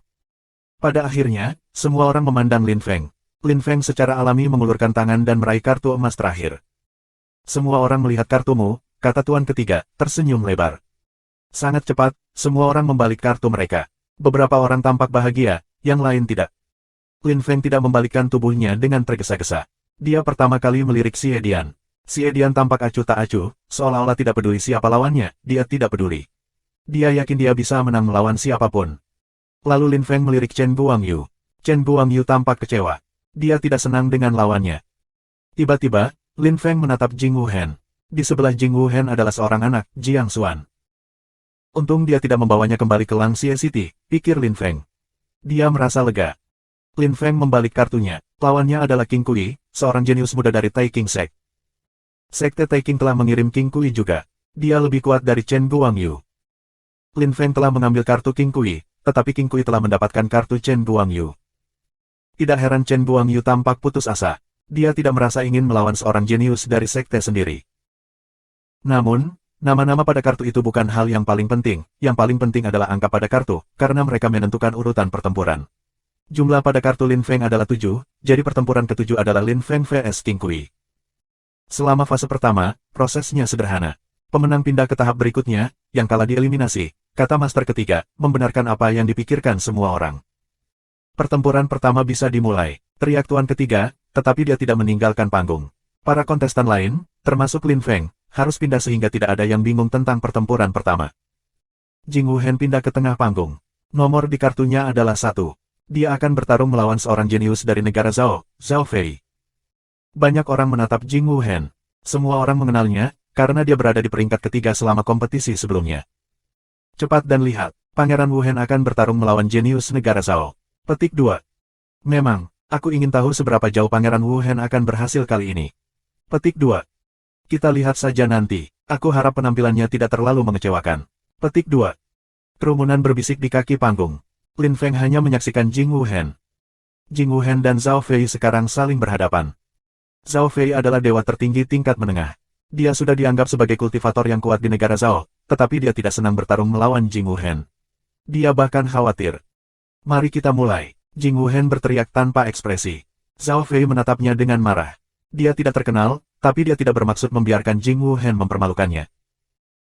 Aku akan mengalahkanmu dan menunjukkan kepada semua orang bahwa aku, Zhao Fei, lebih kuat dari Jing Wuhen. Teriak Zhao Fei, menunjuk ke Jing Wuhen. Tidak perlu bicara apa-apa, kalahkan aku dulu dan baru kita lihat, kata Jing Wuhen dengan tegas, tetapi tidak dengan marah. Lihat serangan ini, kata Zhao Fei, lalu melintas ke serangan itu. Dia ingin menggunakan serangan yang kuat untuk mengambil keuntungan dari awal, jadi Jing Wuhen tidak akan merasa percaya diri lagi. Kekuatan adalah satu-satunya cara untuk membuat seseorang tunduk. Sebuah pusaran energi menakutkan muncul di depan Jing Wuhen. Ekspresi Zhao Fei berubah dengan cepat. Dia buru-buru berhenti dan kemudian mengambil beberapa langkah mundur, tetapi sudah terlambat. Tinju Jing Wuhen sudah membombardir dadanya. Bam! Zhao Fei didorong pergi dan menabrak pagar. Dia jatuh ke tanah dan sebuah kawah 10 meter muncul di bawahnya. Pertempuran sudah berakhir. Pangeran Wuhen tidak banyak berubah. Semua orang diam. Tidak ada yang berani berbicara tentang orang yang menempati peringkat ketiga selama kompetisi sebelumnya lagi. Mereka takut akan menyinggung perasaannya. Pertempuran kedua, kata tuan ketiga, segera setelah Zhao Fei jatuh ke tanah. Dia tidak mengumumkan siapa pemenangnya atau siapa yang telah tersingkir karena sekarang Zhao Fei dan Jing Wuhen sama-sama perlu bertarung dalam pertempuran kedua mereka. Zhao Fei harus kehilangan kedua kalinya untuk dieliminasi, dan Jing Wuhen perlu menang untuk kedua kalinya agar lolos ke babak berikutnya. Kompetisi akan menjadi sulit untuk semua orang. Tanda hubung. Pertempuran kedua adalah antara seorang jenius dari kota Aolai yang disebut Sun Qi dan Lei Ben dari Lei Sekte. Hasil dari pertempuran itu jelas, Lei Ben menang. Ketika Lei Ben menang, Chang Hao, pemimpin klan binatang kuno dan Xuan Taichen, pemimpin klan Xuan kuno, keduanya tampak muram. Mereka berdua di kota Aolai, jadi mereka adalah sekutu. Ki kecil pasti membiarkan Little Ben menang, kata Lei Jingang, tersenyum pada dua pria tua itu. Kedua lelaki tua itu hanya mendengus dingin dan berbalik. Pertempuran ketiga. Pertempuran keempat. Pertempuran ketujuh. Bab 796, kamu harus pergi dan beristirahat. Dipersembahkan oleh Rudy Chandra. 6 pertempuran berlalu dengan cepat. Selain Jing Wuhen, yang berasal dari negara Z, semua pemenang lainnya berasal dari sekte atau klan kuno. Cuaca berubah. Tata dunia juga berubah. Sekte dan klan kuno telah bangkit kembali. Tidak ada yang benar-benar memperhatikan pembudidaya independen. Karena itu, ketika giliran Lin Feng datang, tidak ada yang mengira dia bisa menang. Mereka bahkan berpikir bahwa Lin Feng harus menyerah, karena berperang melawan King Kui, seorang jenius dari Taikang Sekte, turun untuk mencoba yang mustahil. Bagaimana mungkin seorang kultivator independen mengalahkan kejeniusan yang luar biasa? Itu tidak mungkin. Pertempuran ketujuh, kata Tuan ketiga ketika dia melihat tidak ada yang berdiri. Dia menatap Lin Feng, memiliki perasaan yang akrab. Lin Feng tetap diam. Dia hanya berjalan ke tengah panggung dan memandang King Kui. Lin Feng tidak tertarik pada kompetisi hebat. Dia hanya ingin membalas dendam dan membunuh Xie Dian. King Kui berjalan melewati 3 utusan dan kemudian perlahan ke tengah panggung. Dia tidak terlihat kuat atau kokoh. Dia tampan, rambutnya digantung secara alami di pundaknya. Matanya benar-benar hitam. Dia adalah dewa tertinggi level 2 tingkat tinggi. Dia sudah bisa dianggap seseorang yang luar biasa dan berbakat di antara semua jenius ini. Sekte Taikang telah melakukan yang terbaik untuk membesarkannya dengan benar. King Kui. Zhu Xie. Mereka saling memperkenalkan pertama, tetapi ketika Lin Feng menyebut namanya, Master ketiga dan pemimpin klan iblis kuno, CMO, keduanya mengerutkan kening. CMO punya firasat buruk. Kultivator independen itu bernama Zhu Xie, tapi dia tidak ada hubungannya dengan klan iblis kuno. Master ketiga mengerutkan kening karena orang yang telah membunuh Lun Biba bernama Zhu Xie, dan juga seorang kontestan. Dia hanya terlihat berbeda dari si pembunuh. Master ketiga lebih memperhatikan pria ini. Aneh, aku tidak bisa melihat seberapa kuat kamu, kata King Kui ragu. Dia tahu dia tidak bisa meremehkan kultivator independen. Bisakah kita mulai sekarang? Jawab Lin Feng acuh tak acuh. King Kui mengerutkan kening padanya. Energi mematikan memenuhi udara. King Kui menatap Lin Feng dengan tajam. Baiklah, aku akan berbelas kasih, kata King Kui, tersenyum dingin dan mengangguk. Dia mengepalkan tangannya dan menghilang dengan diam-diam. Dia muncul kembali di belakang Lin Feng dan melemparkan pukulan. Tinjunya tampak seperti binatang iblis. Tidak perlu berbelas kasih, aku akan mengampuni kamu, kata Lin Feng, tersenyum dingin. Dia menghilang juga. King Kui tiba-tiba menyadari bahwa dia memang ceroboh. Pencerahan Tao Agung, teriak King Kui. Dia membuka tangannya dan menggunakan 4 atau 5 keterampilan Tao pada saat bersamaan. Itu luar biasa. Semua orang tercengang, termasuk para lelaki tua yang menakutkan itu. King Kui bisa menggunakan 4 atau 5 keterampilan Tao secara bersamaan. Bagaimana mungkin seorang kultivator independen bersaing dengannya? Keterampilan Tao yang menakutkan adalah ledakan. Sebuah bola energi raksasa muncul. Energi ditembak ke arah Lin Feng seperti naga ganas. Lin Feng melintas mundur dan mendarat di tepi panggung. 1 langkah lagi mundur dan dia akan jatuh darinya. Suasana menjadi sangat tegang. Anak muda yang baik, serangannya sekuat petir. Tidak heran dia jenius dari Sekte Taikang. Seru Yuan Tian, pemimpin Balai Yuan. Dia tahu tentang King Kui, tetapi dia belum pernah melihatnya berkelahi. King Kui tidak mengecewakan. Yuan Tian juga memikirkan kejeniusan Yuan Hall, Yuan Feng. Apakah Yuan Feng bisa mengalahkan King Kui dalam waktu kurang dari 100 serangan? Berpikir tentang itu, Yuan Tian menyeringai bangga dan percaya diri. Zhu Xie akan kalah, bisik Lun Bi Seng Tian, ketika dia melihat Lin Feng tampaknya menemui jalan buntu. Kurasa tidak, aku pikir King Kui akan kalah, kata Gu Jinze, mengerutkan kening ketika mendengar Lun Bi Seng Tian. Dia tidak tahu mengapa dia berpikir begitu, tetapi itu adalah perasaannya. Ketika Lun Bi Seng Tian mendengar Gu Jinze, dia meliriknya dengan serius. Jika Lin Feng menang, maka semuanya akan berbeda. Meskipun Lin Feng berada di posisi yang sulit di tepi panggung, dia tidak perlu mundur lagi. Lin Feng melolong marah, dan tiba-tiba tampak seperti binatang iblis. Kinya menjadi sanguinari dan demonik. Dia melemparkan pukulan. Karena panggung tidak sebesar itu, kedua pejuang tidak jauh dari satu sama lain. Kedua pejuang saling meninju di dada. Tinju King Kui masih dipenuhi dengan kekuatan beberapa keterampilan Tao. Para pengamat tercengang. Kedua pejuang akan terluka parah seperti itu. Namun, Lin Feng tidak terluka, dia hanya didorong ke belakang, dan kemudian dia melayang di udara. Dia masih terlihat tanpa ekspresi.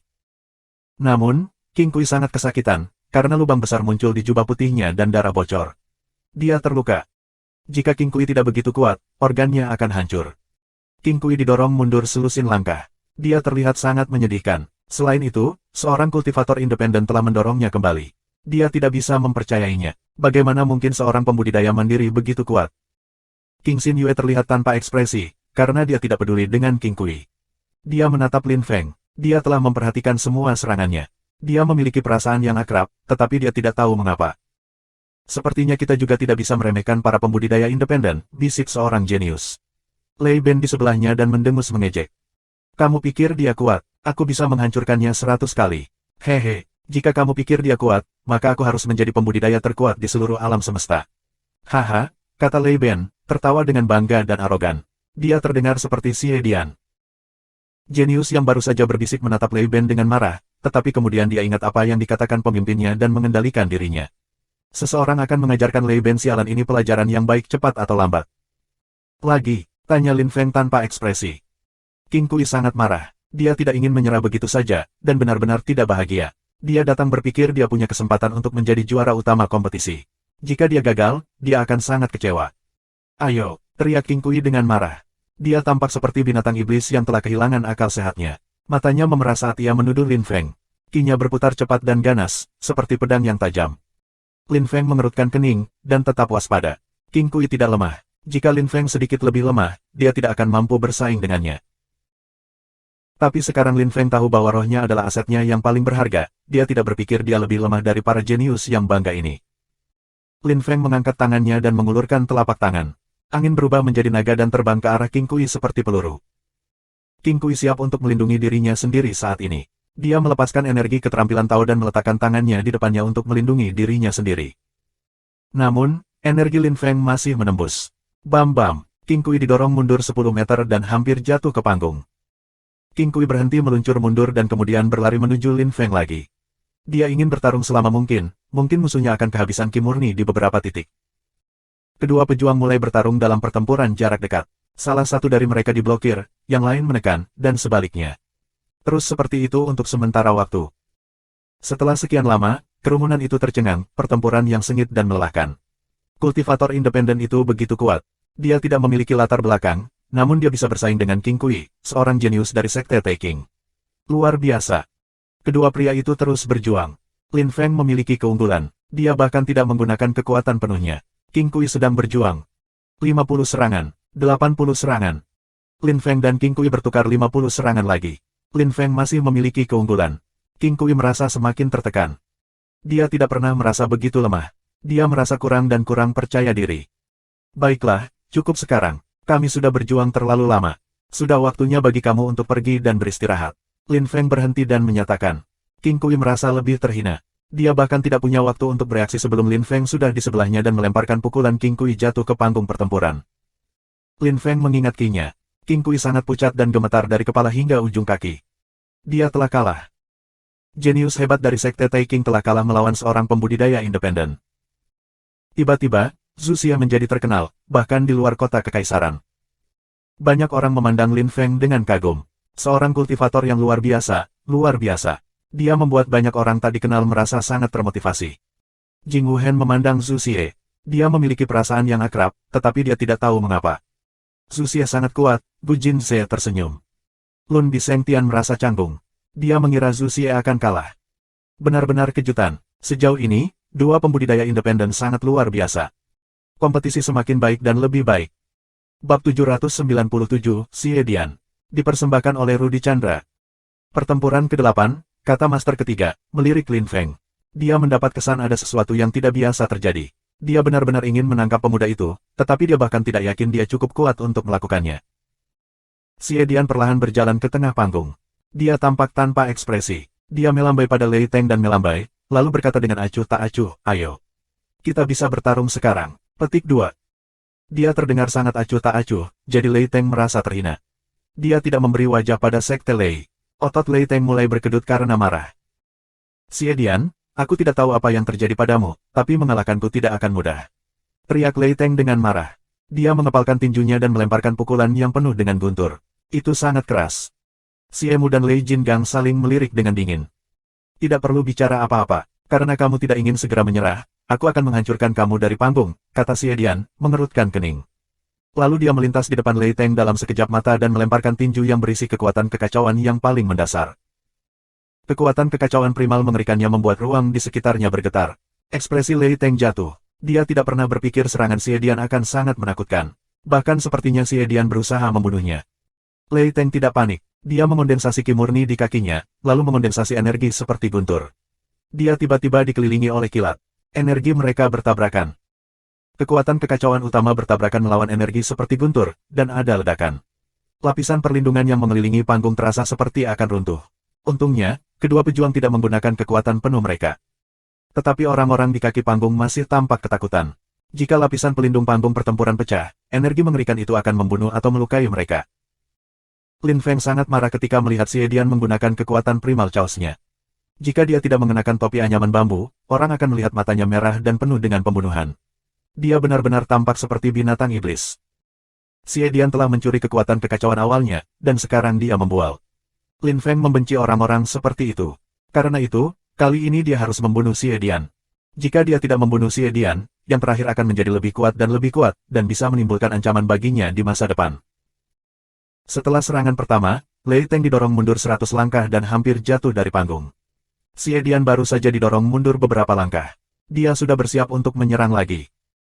Lei Teng bahkan tidak punya waktu untuk mendapatkan kembali keseimbangannya ketika Xie Dian menyerang untuk kedua kalinya. Xie Dian mengangkat kedua tangannya dan melemparkan dua pukulan. Energi yang tampak seperti binatang buas muncul dari mereka dan menembak ke arah Lei Teng. Lei Teng tidak berdiri dengan mantap. Dia buru-buru dan dengan canggung melemparkan tendangan. Dia memblokir satu pukulan tetapi tidak yang lainnya, yang mencapai dadanya. Dia berteriak lirih dan melepaskan kekuatan keterampilan Tao. Busur petir eksplosif muncul di sekelilingnya. Xie Dian melirik kilat yang aneh. Mereka memiliki warna yang berbeda dan tampak seperti naga yang ingin melahapnya. Xie Dian berteriak dengan marah dan melemparkan tendangan ke kaki Lei Teng, lalu mengangkat tangannya lagi dan aura putihnya yang saleh menjadi menyilaukan. Dia benar-benar menghilang di dalam auranya yang saleh. Tubuh kekacauan primal. Bagaimana itu mungkin? Ada tubuh kekacauan primal di klan iblis kuno. Tiba-tiba, semua orang berdiri. Tidak ada yang bisa mempercayainya. Aura saleh Xie Dian mengandung kekuatan chaos primal. Itu adalah tubuh kekacauan primal yang sempurna. Semua pemimpin yang berbeda berdiri, kecuali pemimpin klan iblis kuno. Lei Jingang tampak sangat marah. Dia bergetar dan memandang Xie Mu. Sejak kapan klan iblis kuno memiliki tubuh kekacauan primal? Yuan Tian segera memikirkan sesuatu. Mungkinkah tubuh kekacauan utama Lin Feng? Ya Tuhan, jadi... Otot-otot Yuan Tian bergerak-gerak. Sekarang, klan iblis kuno mungkin akan memiliki keuntungan selama kompetisi. Lun Biseng Tian tercengang juga. Xie Dian memiliki tubuh kekacauan primal. Tidak heran klan iblis kuno tidak bersembunyi terlalu lama, mereka memiliki jenius luar biasa yang memiliki tubuh kekacauan primal. Saudaraku, aku tidak bermimpi, kan? Xie Dian memiliki tubuh chaos primal, kan? Kata seorang wanita di kaki panggung pertempuran.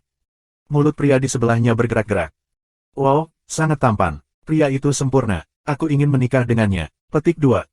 Kamu pikir Xie Dian akan melihatmu? Lihatlah dirimu. Petik 2. Semua orang mulai membicarakan Xie Dian. Tidak ada yang memperhatikan Lei Teng lagi. Lin Feng berdiri di sudut panggung dan tersenyum dingin. Tidak masalah, kamu ingin bermain. Klan iblis kuno ingin bermain. Aku akan bermain. Setelah kami selesai bermain, aku akan mengambil kekuatan kekacauan utama aku. Xie Dian begitu kuat, gumam master ketiga setelah lama. Semua orang tercengang. Mereka tidak memperhatikan siapapun kecuali Xie Dian. Pertempuran juga tentang kebanggaan antara klan kuno dan sekte kuno. Karena Xie Dian telah menang, klan kuno merasa bangga, sementara sekte kuno merasa gugup. Mereka harus mendapatkan kembali wajah. Lei Teng jatuh dari panggung pertempuran. Dia tidak terluka, tetapi hatinya sakit. Xie Dian brutal. Akan sulit bagi Lei Teng untuk bersorak. Dia harus kuat. Jika dia mengerti itu, maka dia akan memiliki harapan di masa depan. Jika dia tetap depresi, maka dia tidak akan bisa terus menjadi lebih kuat dan hidupnya sebagai seorang kultivator akan berakhir. Xie Dian melirik Lei Teng tanpa empati. Dia telah menang, dan hanya itu yang penting. Xie Dian perlahan berjalan pergi. Dia melirik Lin Feng ketika dia berjalan melewatinya, lalu melanjutkan dan akhirnya berhenti sekitar 1000 meter dari Lin Feng.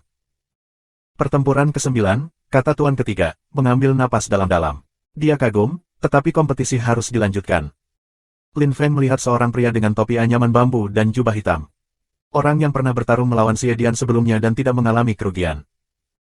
Ketika dia keluar, dia menarik perhatian semua orang karena dia juga pengecualian. Tidak ada yang mengira akan melihat seseorang seperti itu. Kemarilah, kata pria itu, menunjuk seorang jenius dengan pakaian emas. Jenius itu berasal dari kerajaan Lun Bize.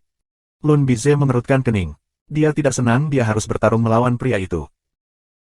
Pria itu memiliki hasil imbang melawan Xie Dian sebelum awal kompetisi, sehingga fakta bahwa Lun Bize sangat khawatir benar-benar dapat dimengerti. Serang, kata pria dengan topi bambu anyaman. Dia mengangkat tangan kirinya dan menggoyangkan telunjuknya dengan mengejek. Ketika Lun Bize melihat itu, ia menjadi marah karena penghinaan. Lihat serangan ini, teriak Lun Bize dengan marah. Jubah emasnya berkibar tertiup angin, dan ki-nya menjadi meledak. Dia memiliki kekuatan lapisan dewa tertinggi tingkat tinggi. Dia sangat kuat. Kekaisaran Lunbi memiliki seorang jenius muda yang memiliki kekuatan lapisan dewa tertinggi tingkat tinggi. Meskipun dia adalah dewa tertinggi tingkat 1, dia sudah menjadi kebanggaan Kekaisaran Bilun. Bab 798, Garuda, dipersembahkan oleh Rudy Chandra. Namun, bahkan dengan cara itu, Lun Bize tidak mengancam pria dengan topi bambu anyaman. Pria itu hanya miring ke samping dan menghindari serangan itu. Pria dengan topi anyaman bambu itu menyambar ikat pinggang Bilun dan mengangkatnya. Berhentilah membuang waktuku dan turun dari panggung, kata pria itu dengan acuh tak acuh. Kekuatan ledakan muncul dari tangannya dan melemparkan Lun Bize langsung. Lun Bize berjuang untuk mendarat di atas kakinya. Tapi dia jatuh dari panggung. Dia telah kalah. Seperti yang diharapkan, meskipun dia hanya dewa tertinggi tingkat 1, dia menyelesaikan pertempuran dalam satu serangan. Lun Bi Sengtian menghela nafas. Meskipun dia jenius dari Kekaisaran Lunbi, dia tidak punya pilihan selain mengakui bahwa pria dengan topi bambu anyaman itu sangat kuat. Kedua pria dengan topi anyaman bambu adalah pengecualian dari kompetisi. Salah satunya adalah Lin Feng, yang lain adalah yang ada di panggung. Lin Feng mengenakan jubah biru, catatan penerjemah, penulis mengatakan putih pada awalnya dan sekarang ia mengatakan biru, dan lelaki lainnya mengenakan jubah hitam. Mereka juga memiliki kesamaan, keduanya tampak sama sekali tidak tergerak. Pertempuran ke-10, kata tuan ketiga.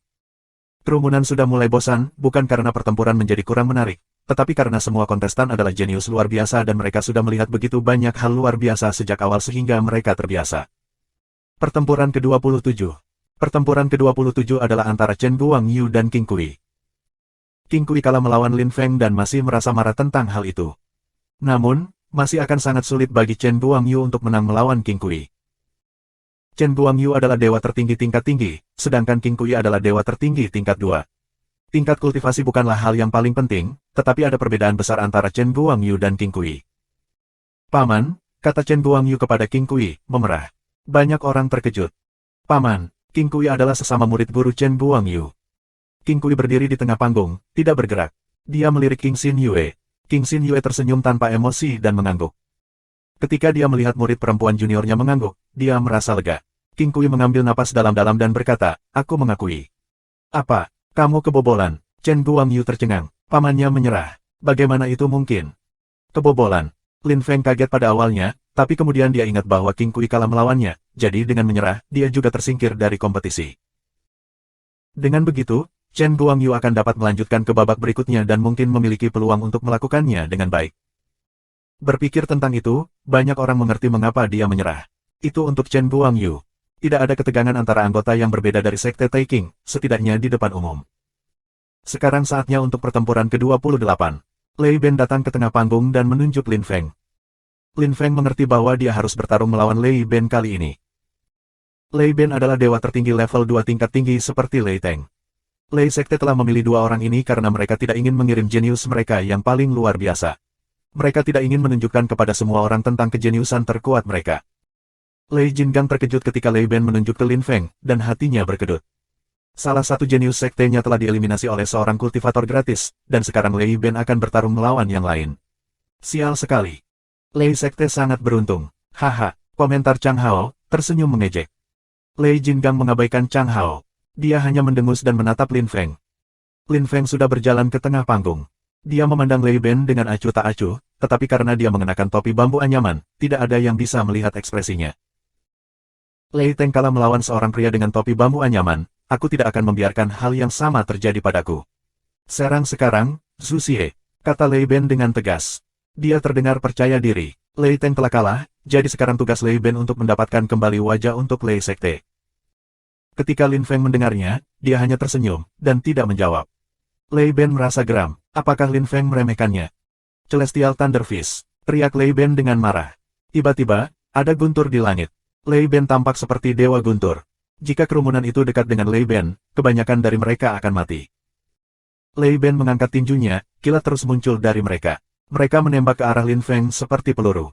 Lei Ben ingin menggunakan serangan kuat langsung dari awal untuk mendapatkan keuntungan. Dia ingin Lin Feng panik. Namun, itu gagal. Lin Feng tidak panik. Lin Feng telah memperhatikan kelemahan dalam strategi Lei Ben. Lin Feng tidak melindungi dirinya terlebih dahulu, seperti yang dilakukan orang lain dengan topi bambu anyaman. Dia pindah dan menagih Lei Ben. Dia juga mengangkat tinjunya dan energi yang menakutkan muncul darinya. Semua orang menatapnya dengan mata terbelalak. Sungguh pukulan yang luar biasa. Energinya membuat petir Lei Ben lebih lambat dan lebih lambat. Lin Feng melintas dan melemparkan pukulan bam. Kerumunan mendengar suara tulang Lei Ben retak. Dia berteriak kesakitan, suaranya bergema jauh. Tapi Lin Feng tidak bermaksud berbelas kasih. Dia bergerak lagi dan melemparkan tendangan ke perut bagian bawah Lei Ben. Lei Ben terpesona. Ledakan. Lei Ben jatuh ke tanah. Tidak seperti Lei Teng, yang berhasil mendarat dengan kakinya, Lei Ben berguling-guling di tanah. Ketika dia berhenti, darah muncul di sekelilingnya. Kerumunan tercengang. Lei Ben adalah seorang jenius dari Lei Sekte, dan Zhu Xie telah mengalahkannya dengan mudah. Dia hanya membutuhkan 3 serangan untuk mengalahkan dewa tertinggi level 2 tingkat tinggi. Banyak orang memikirkan hal yang sama, pria ini luar biasa. Lei Jingang menarik wajah panjang, geram sekarang.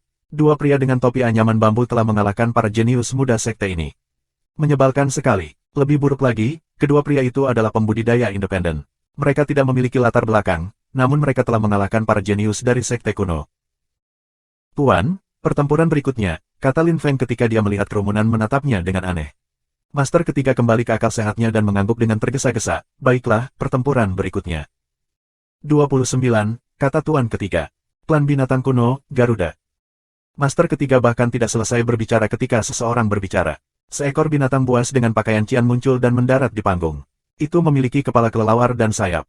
Itu melipat sayapnya ketika mendarat. Ketika orang banyak melihat Garuda, mereka menjadi gempar. Garuda adalah dewa tingkat tinggi tingkat 3. Itu luar biasa. Selain itu, Garuda adalah seorang hermafrodit, baik pria maupun wanita. Suaranya aneh dan tajam. Kedengarannya seperti seorang wanita, sangat tajam sehingga hampir seolah bisa memenggal seseorang. Karena kedengarannya seperti seorang wanita, banyak orang membicarakannya sebagai dia. Dia adalah seorang jenius dari klan binatang kuno. Itu adalah pertama kalinya dia muncul di mana saja. Orang-orang akan melihat pertarungannya 2 kali selama putaran pertama ini. Lin Feng sudah selesai. Dia telah bertarung 2 kali dan memenangkan kedua pertempuran. Dia lolos ke babak berikutnya. Xie Dian juga telah bertarung 2 kali dan juga memenuhi syarat. Sekarang, saatnya jenius klan binatang kuno untuk menunjukkan kemampuannya. Chang Hao menatapnya dan tersenyum riang. Garuda, giliranmu. Bab 799, menyerang saat paling penting. Dipersembahkan oleh Rudi Chandra. Suasananya ramai sekarang setelah Garuda muncul, bisik Xie Dian pada dirinya sendiri dengan tegas. Dia mengerti dia harus berhati-hati terhadapnya. Lin Feng juga tahu dia harus waspada. Binatang buas yang bukan wanita atau pria ini tampaknya berbahaya. Dia tidak ingin dia menjadi penghalang untuk tujuannya membunuh Xie Dian. Dia tidak merasa ingin berperang melawannya. Anak muda, ke sini, kata Garuda, menunjuk ke Jing Wu Hen dan tersenyum lebar. Banyak orang menelan. Jantung Jing Wu Hen berdetak kencang, dia mengambil napas dalam-dalam dan terbang ke tengah panggung. Pertempuran ini pasti akan sangat sulit. Garuda sangat kuat, Jing Wu Hen harus menggunakan kekuatan penuhnya, jadi setidaknya dia tidak akan merasa bersalah, bahkan jika dia kalah. Lin Feng khawatir untuk Jing Wu Hen. Jing Wu Hen masih dewa tertinggi tingkat menengah, bahkan jika dia akan menembus lapisan dewa tertinggi tingkat tinggi. Jing Wu Hen tidak punya pilihan selain menggunakan kekuatan penuhnya untuk bertarung melawan Garuda, dewa tertinggi tingkat 3 tingkat 3. Pertarungan akan sangat sulit. Anak muda, kamu Pangeran Wu Hen. Garuda tidak terburu-buru untuk menyerang. Sebaliknya, dia mulai mengobrol. Dia tersenyum lebar, dan tampak ramah pada saat itu. Jing Wu Hen merasa jijik. Dia menoleh dan berhenti menatap matanya. Dia pikir dia tampak menjijikkan. Ketika Garuda melihat itu, ekspresinya tiba-tiba berubah. Dia menyeringai dan mengangguk, baiklah. Karena kamu tidak ingin mengobrol, mari kita bertarung. Garuda menghilang. Jing Wu Hen mengerutkan kening. Dia melihat sekeliling, tetapi tidak melihatnya sama sekali. Dia mengerutkan kening ketika dia melihat 2 tinju bergerak ke arahnya seperti peluru. Jing Wu Hen bergerak ke samping dan pada saat yang sama, sebuah kawah muncul di tempat dia berdiri sebelumnya. Jika panggung tidak dibuat dari batu ungu yang luar biasa, itu akan runtuh. Jing Wu Hen basah oleh keringat. Jenius dari klan binatang kuno ini benar-benar sangat kuat. Jing Wu Hen merasakan tekanan, tetapi dia masih tidak mau menyerah. Keterampilan Tian Ao Tao, teriak Jing Wu Hen. Dia bergerak dan berubah menjadi asap. Ki-nya menjadi jauh lebih kuat. Energi dari keterampilan Tao yang menakutkannya meluncur keluar, dan Garuda tetap waspada. Dia mendengus dingin dan melemparkan pukulan ke Tian Ao Tao skill dari Jing Wu Hen. Serangan Garuda langsung menghancurkan keterampilan Tao Jing Wu Hen. Jing Wu Hen didorong mundur beberapa langkah. Jing Wu Hen menarik napas panjang. Dia bahkan merasa lebih di bawah tekanan, dan gelisah. Dia tampak sangat serius dan serius saat seluruh ki berubah. Oks yang menusuk hidung. Jing Wuhen membuka tangannya. Kekuatan emas melesat ke langit. Energi bergulir dan berkumpul menjadi lembu berhidung-hidung. Energi terus naik ke langit. Sapi yang menusuk hidung itu merengek. Ekspresi Garuda tiba-tiba berubah ketika terlihat begitu nyata. Tetapi ketika dia melihat dengan seksama, dia bisa melihat itu adalah ilusi raksasa. Dia tersenyum. Ki itu tampak seperti ki dari lembu berhidung-hidung, tapi ternyata tidak. Kamu pikir kamu bisa membodohiku, seorang jenius dari klan binatang kuno, dengan binatang buas palsu. Kamu meremehkanku. Dia bersumpah dengan marah. Dia perlahan mengangkat tangan kirinya dan lampu hijau suram muncul. Serangan Garuda. Kerumunan mendengar suara yang tajam. Jing Wuhen memperhatikan bahwa lembu berhidung-hidung itu perlahan-lahan pecah, menjadi buram. Dia mendengus dan melepaskan ki murni. Sapi yang tertusuk hidung itu mengeras lagi. Garuda sangat marah ketika dia melihat bahwa Jing Wuhen tidak bermaksud untuk berhenti berkelahi. Dia bosan bermain-main dengannya. Dia ingin pertempuran selesai secepat mungkin. Karena itu, dia menggunakan serangan yang dia buat sendiri. Itu sangat korosif, dan salah satu serangan terbaiknya. Semua orang memperhatikan kekuatan mengembun di tangannya. Itu adalah energi hijau. Ekspresi Jing Wuhen jatuh. Garuda benar-benar marah, dan serangan ini bisa membunuhnya. Berpikir tentang itu, Jing Wuhen tidak berani membuang waktu. Dia melemparkan pukulan, dan lembu berhidung-hidung menusuk juga menuduh Garuda. Semua energi di atas panggung seberat beberapa gunung. Semua orang diam, menatap para pejuang. Ini adalah pertempuran yang paling menakjubkan sejauh ini. Sapi berhidung-hidung menusuk dengan marah. Garuda tampaknya tidak khawatir sama sekali. Sebaliknya, dia nyengir. Oh, tidak, teriak Jing Wuhen dan Lin Feng pada saat yang sama. Mereka berdua bergerak pada saat bersamaan. Jing Wuhen mengepalkan tinjunya dan melemparkan pukulan sebanyak yang dia bisa untuk menghentikan serangan menakutkan Garuda.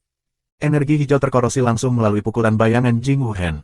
Semua ilusi pukulannya tersapu. Sapi berhidung bengkok dihancurkan begitu energi Garuda menyentuhnya. Jing Wuhen mulai mundur secepat mungkin, dia sudah menggunakan kartu truf keduanya, lembu berhidung bengkok. Dia tidak bisa menggunakan kartu truf terbesarnya karena itu akan mengekspos hubungan sebenarnya antara negara Z dan Balai Yuan. Jing Wuhen tidak tahu harus berbuat apa. Haruskah dia menggunakannya atau tidak, pada akhirnya. Pemimpin Balai Yuan menatapnya dengan tegas, dan tangannya mulai gemetar gugup. Wuhen, jangan gunakan kartu truf terakhirmu, bisik Yuan Tian. Dia berharap Jing Wuhen tidak akan melakukan kesalahan itu.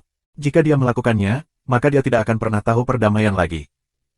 Keamanannya tergantung pada seutas benang. Jing Wuhen menatap Garuda, yang hanya berjarak setengah meter darinya. Dia melemparkan pukulan, dan ki hijau suram mengelilinginya. Kamu sudah mati, anak muda. Hihi, kata Garuda, tersenyum jahat. Wajahnya terdistorsi dengan keganasan. Dia meletakkan tangannya di dada Jing Wuhen. Pada saat itu, Jing Wuhen melihat tangan muncul di antara dia dan Garuda dan melindunginya, tetapi energi hijau bergerak ke arah tangan. Boom, boom, ada dua ledakan. Garuda dan siluet lainnya terpesona. Garuda melepaskan kekuatan untuk jatuh dan menghindari cedera. Orang yang baru saja muncul memegang kerah baju Jing Wuhen dan terbang pergi. Semua orang memandang orang yang menyelamatkan Jing Wuhen dari Garuda. Itu adalah seorang pria dengan topi bambu anyaman dalam pakaian biru. Su Xie. Dia telah menyelamatkan Jing Wuhen. Garuda menang. Jing Wuhen hilang. Jing Wuhen belum pulih dari ketakutan. Jika Su Xie tidak melakukan intervensi, ia harus menggunakan kartu truf terakhirnya. Yuan Tian menarik napas dalam-dalam. Dia tampak kelelahan, tetapi akhirnya dia tersenyum. Baik. Garuda tampak tidak bahagia. Dia sangat marah dan kagum, dia tidak berpikir bahwa para pembudidaya mandiri itu begitu kuat. Dia telah menggunakan 70% dari kekuatannya untuk serangan sebelumnya, dan telah menggunakan sejenis racun khusus, yang disentuh oleh penyelundup. Saudaraku, tanganmu, kata Jing Wuhen, berbalik dan mengambil napas dalam-dalam. Dia menatap tangan kiri Su Xie dengan heran. Racun itu tidak melukai tangan Su Xie. Lampu hijau masih mengelilingi tangannya. Ki macam apa itu? Siapa dia? Jing Wuhen mengangkat kepalanya dan menatap Su Xie, masih tercengang. Kamu siapa? Mengapa kamu melanggar aturan kompetisi? Teriak Garuda dengan marah. Seseorang baru saja terlibat dalam pertempuran mereka. Lin Feng tidak berbicara dengan Jing Wuhen. Dia hanya memandang Garuda. Kamu tidak diizinkan membunuh selama kompetisi. Itu juga dalam aturan. Jika aku tidak menyelamatkannya, kamu akan membunuhnya. Apakah kita perlu berdebat sekarang? Selain itu, kamu marah, iya. Yah, maaf sudah membuatmu tidak bahagia, kata Lin Feng. Dia berbalik dan kembali ke kaki panggung. Dia bahkan tidak melihat Garuda. Dia juga tidak memperhatikan Jing Wuhen lagi. Tiba-tiba, Garuda membuka sayap ciannya dan mengepakkannya. Jing Wuhen menatap punggung Su Xie dan memiliki perasaan yang akrab. Mungkinkah?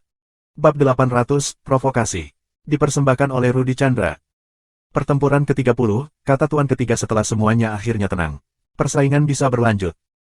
Aku menyerah, kata seorang pria pelan setelah master ketiga mengatakan itu. Dia jenius dari sebuah kerajaan dan sudah menang sekali. Satu pertempuran lagi dan dia akan lolos ke babak berikutnya, tetapi setelah melihat pertempuran Garuda, dia memutuskan untuk menyerah karena dia terlalu takut. Memang, dia takut karena lawannya berikutnya adalah Garuda, dan dia baru saja melihatnya bertarung. Bertempur melawan Garuda akan sangat gegabah. Akibatnya, Garuda juga langsung lolos ke babak selanjutnya. Setelah itu, jenius klan Xuan kuno memenangkan 2 pertempuran. Banyak pertempuran lain terus terjadi. Setelah pertempuran 34, putaran pertama berakhir. Selusin orang telah kehilangan 2 pertempuran, mereka semua berasal dari kekaisaran, jadi para pemimpin kekaisaran semua menarik wajah panjang, tetapi apa yang bisa mereka lakukan? Para jenius klan dan sekte begitu kuat. Mereka yang telah kehilangan 2 pertempuran secara alami akan berada di bawah peringkat. Kemudian, ada orang-orang yang hanya memenangkan 1 pertempuran. Jing Wuhen adalah salah satunya. Mereka juga tersingkir, tetapi peringkatnya lebih tinggi daripada mereka yang kalah dalam 2 pertempuran. Penonton tercengang bahwa Jing Wuhen telah dieliminasi setelah peringkat ketiga selama kompetisi sebelumnya. Kali ini, dia bahkan tidak finish di 10 besar. Banyak orang kecewa. Lin Feng belum memperhatikan Pangeran Hantu dan Pangeran Iblis sejauh ini, tetapi mereka memenuhi syarat untuk babak berikutnya juga. Semua Lin Feng pikirkan adalah Xie Dian. Babak pertama sudah berakhir. Sekarang, 34 pejuang yang tersisa akan terus bertarung 1 lawan 1 sampai 12 orang tersisa. Yang kalah akan dieliminasi. Kami akan melanjutkan besok. Semua orang bisa pergi sekarang, kata tuan ketiga. Seluruh kerumunan dengan cepat bubar. Banyak orang kesal. Kompetisi ini berbeda dari yang sebelumnya. Di masa lalu, itu selesai dalam 1 hari, mereka tidak perlu menunggu beberapa hari untuk mengetahui juara. Sangat tidak nyaman dan membosankan dengan cara ini. Semua orang pergi perlahan, termasuk mereka yang telah dieliminasi. Yang kalah semuanya tampak putus asa. Lin Feng juga bersiap untuk pergi, tapi Jing Wuhen berjalan mendekatinya. Lin Feng menatap Jing Wuhen. Jing Wuhen bersama Jiang Xuan. Mereka berdua memandang Lin Feng. Lin Feng mengenakan topi anyaman bambu, sehingga mereka tidak bisa melihat wajahnya. Aku senang kamu aman dan sehat, Jing Wuhen tersenyum. Ayo pergi untuk bicara, jawab Lin Feng dengan suara rendah. Mereka berjalan pergi dari kota kekaisaran. Banyak orang menyaksikan Lin Feng dan Jing Wuhen skeptis saat mereka pergi bersama. Bagaimana mereka bisa saling kenal? Lin Feng bahkan telah mempermalukan Garuda karena Jing Wuhen. Garuda tampak murung ketika dia melihat Su Xie pergi, matanya dipenuhi dengan niat membunuh. Tapi kemudian dia tersenyum jahat. Banyak orang tidak tahu apa artinya itu. Lin Feng mencari penginapan baru. Kali ini, dia tidak bersama Jeston, dia bersama Jing Wuhen dan Jiang Xuan. Lin Feng melepas topi bambu anyamannya. Ketika Jing Wuhen melihat wajah Lin Feng, dia tersenyum. Jiang Xuan berlari ke pelukan Lin Feng dan menangis. Dia sudah tahu apa yang terjadi di Langxie City, rumahnya. Meskipun dia telah memutuskan untuk meninggalkan Langxie City karena dia merasa dirugikan, dia tidak berharap keluarganya buruk. Dia sangat khawatir. Guru, ayah dan ibuku telah ditangkap, seru Jiang Xuan. Dia berharap gurunya akan membantu menyelamatkan orang-orang di Langxie City. Lin Feng menghela nafas dan menepuk punggung pemuda itu, memaksakan senyum. Dia tidak bisa melakukan apapun terhadap sekte kuno. Dia tidak bisa melakukan apapun melawan Lei Sekte atau klan iblis kuno.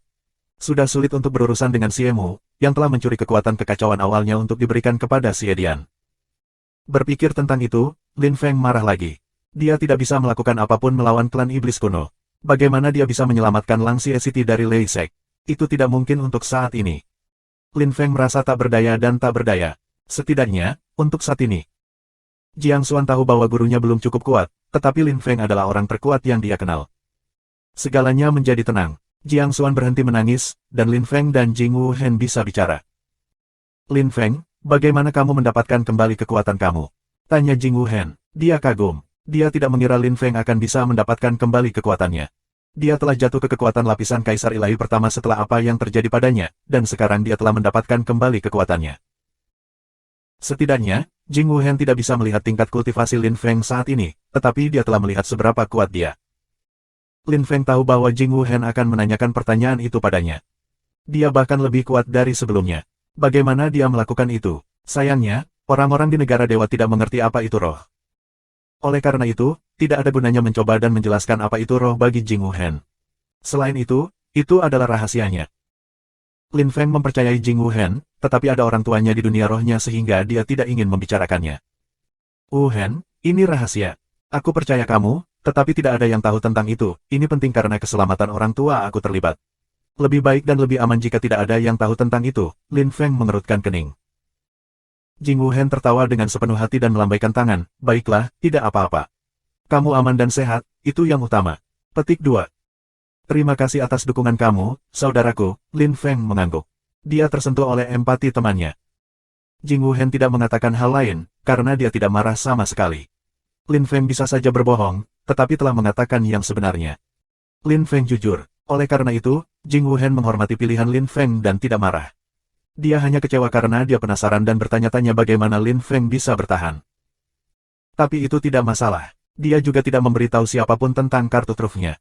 Semua orang punya rahasia. Tidak memberitahu siapapun tentang rahasianya lebih aman bagi Z Country dan Yuan Hall. Waktu berlalu dengan lambat. Lin Feng dan Jiang Xuan berbicara sepanjang malam. Pada akhir malam, Lin Feng merasa bahwa Jiang Xuan telah menjadi jauh lebih dewasa. Keesokan harinya, Lin Feng dan Jiang Xuan meninggalkan penginapan. Jing Wuhen sudah pergi. Meskipun dia telah dieliminasi, Lin Feng tidak. Ketika Lin Feng dan Jiang Xuan tiba di kaki panggung di kota kekaisaran, itu sudah siang. Sudah ada lautan orang di kaki panggung. Lin Feng memeriksa daerah itu dengan kesadarannya yang saleh dan menemukan Jing Wuhen. Dia mengatakan pada Jiang Xuan untuk pergi kepadanya, dan kemudian naik ke atas panggung. Lin Feng masih mengenakan topi bambu anyaman dan jubah biru. Ketika Lin Feng tiba di puncak panggung, banyak orang di kerumunan memperhatikannya. Lin Feng melirik pria dengan topi bambu anyaman dan jubah hitam. Pria itu kembali menatap Lin Feng. Setelah mengalahkan Xie Dian, Garuda, dan si jenius Bugu Klan, aku akan mengalahkanmu, Zhu Xie, janji pria dengan topi bambu anyaman dan pakaian hitam. Lin Feng mengerutkan kening. Pria dengan topi anyaman bambu yakin dia bisa mengalahkan semua jenius dari klan dan sekte kuno yang berbeda, dan dia menganggap Lin Feng seseorang yang bisa bersaing dengan para jenius itu, juga. Menarik. Lin Feng menyeringai. Baiklah, kita akan lihat, jawabnya, berjalan melewati pria itu. Babak kedua akan segera dimulai.